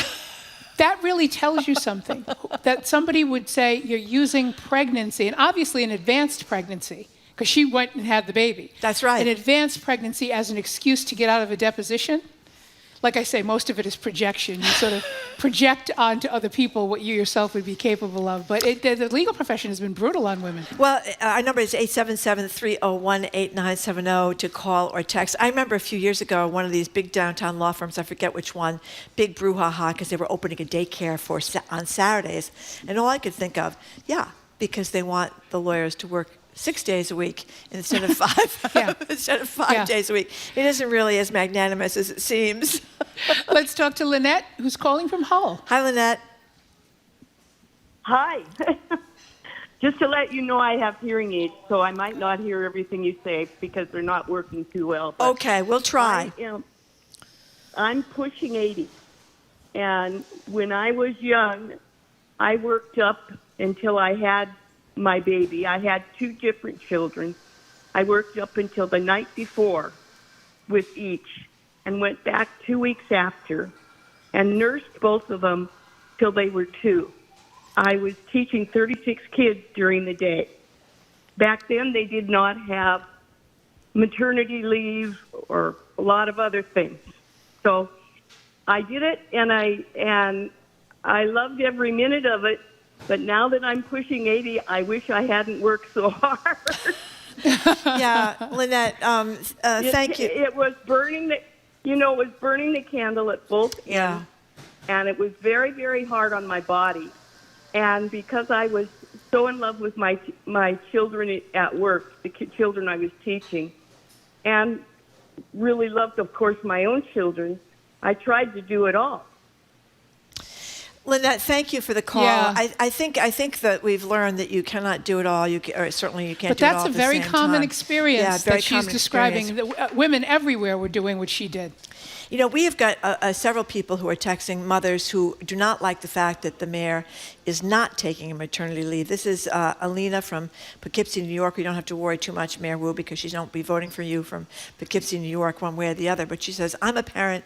I've been privy to colleagues of all genders taking parental leave, which I deeply respect. As such, I sincerely believe that Mayor Wu should take parental leave, first for her and her family, and second to model that it's appropriate to take that time off.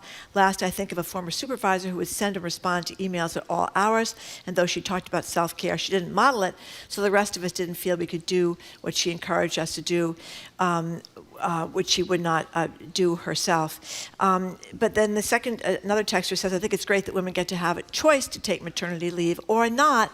That in itself is progress for women, and it doesn't matter her reasons why she is choosing to do it. It's her personal decision. And I think that's what you were talking about this morning. And I was saying that, you know, the third kid, you may just want to get out of the house. Leave him at the hospital, come pick him up in like 5 years. You want to get out of the house. You're not that worried about it. But you know what? The modeling thing, the concern around the modeling thing might be alleviated somewhat if she decides not to take maternity leave herself, but she continues to advocate for it, speak publicly about, you know, what a positive thing it is, make it clear to her staff that people, you know, should be taking it. You know, you can do both of those things. You know, in that Frontline documentary that's on tonight about the 2 American families, one of the things that the parents were talking about in that documentary was how much they missed being able to be with their children because they were working overnight shifts or they were working through dinner. And Tony Newman talked about how much he missed having dinner with his children. And I think that's a common experience. You have to work so many hours, you feel you don't have time for your kids. Catherine and Lynn, what do you think? Hi, Catherine. Hi, everybody. So my name's Catherine. I'm a midwife. And great. I had my baby and then had my 3 months maternity leave and got back. And 2 weeks later, COVID hit. Oh. So I was working, pumping, having to isolate from the baby. It was an absolute nightmare. But what I wanted to call specifically about is that I think in Massachusetts we can think we're very progressive around maternal health, and we have some of the best paid parental leave in the country. But we actually have a major reproductive justice issue that we have fallen behind in terms of how we care for people during pregnancy and birth. We've had 6 maternity care closures in the last 4 years. And the legislature is actually right now poised to act on a maternal health bill that would improve access to midwives, better postpartum mental health, doula care, everything we know that can help people in that postpartum period, whether they're home with their baby or whether they're back to work.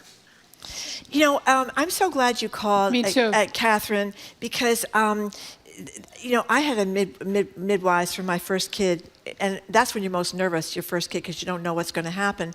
And it was in the hospital, it wasn't at home, but still there were 4 midwives, so you knew each one of them by the time you had the baby was born, which again gives you such peace of mind because you're so nervous and you don't know what to expect, et cetera.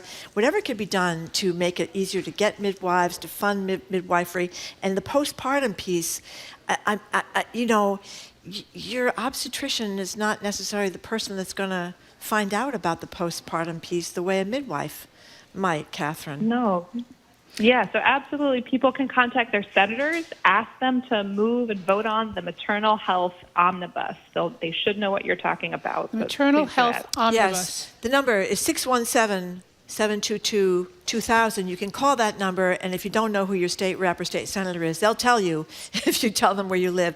And I think in general, the legislature, which is the least effective legislature in the country, and by the way, people should read the Matt Stout, Samantha Gross pieces in the Globe about the shenanigans up there. It's really very upsetting, the whining and dining, the money spent, the fact that they don't do anything till the last minute or almost anything till the last minute. But when they get phone calls, they get nervous if they think that their constituents are actually paying attention, because shame on us, most of us don't. So 617-722-2000. But to Catherine's point, you know, the number of maternal center closures. That's right. That's outrageous in the last year. And even though there have been a fair number of hospital closures due to greed, largely due to private ownership and greed. Well, you got to buy those yachts, Andrea. The you know maternal what I mean? centers don't get as much publicity when they close. They're considered to be expendable because they're only helping women, women in childbirth. It's not even seen as helping a family or 2 parents. So I'm really, really glad Catherine called, and I hope people do call their legislators, state senators, and state reps. The maternal, it's an omnibus bill. It's called the midwife. Maternal midwife omnibus bill? I don't know. Now I've got it wrong. Catherine, text us and tell us the name of the bill again. Oh, she's still there. What's the name of the bill, Catherine? It's the Maternal Health Omnibus. I'm sorry, I got it wrong. Omnibus. Maternal Health Omnibus Bill. Call Yeah. or text them or however you can reach them. Catherine, thank you very, very much for that call. 877-301-8970. Oh, listen to this. It's from Ed in Dorchester. Andrea, love to hear your voice and brilliant thoughts on Boston Public Radio. Ed, you never sent me a text about my brilliant thoughts. Should I feel? You shouldn't feel bad. Most people tell me they hate I might know Ed. I might know who Ed is. I love Ed. Oh, you do love Ed? I'm yes. with Kamala Harris. You know, I get criticized for laughing all the time. Do you? Yeah, I feel terrible about You should that. laugh as much as you want to. I can't help myself. Aisha in Malden. I hope I pronounced that right. Hi, Aisha. Yes, it's Aisha. We've only got a couple. Yeah. We've got a couple of minutes. Yeah. Can you do it real quick? Real quick, I'm a resident doctor in training, and I just took maternity leave for the first time, and I think it's important that she is a model, an example for how important it is for birthing parents to be able to take protected time and then re-enter the workforce. That's great. Yeah, I'm so glad you did. Yeah, Aisha, a lot of people are texting that too because you need time to recover, correct? Well, you need time to recover, to care for a baby who may be cluster feeding in the first few weeks, feeding every hour. Well, Aisha, I'm glad you called, and I'm sorry we could talk more, but we are out of time. Because And good modeling, though, because she's a resident doctor, and everybody's watching what she does, so that that's is great. correct. Andrea, thank you very much for coming in today. It was my pleasure, as always, Marjorie. And we want to thank you for...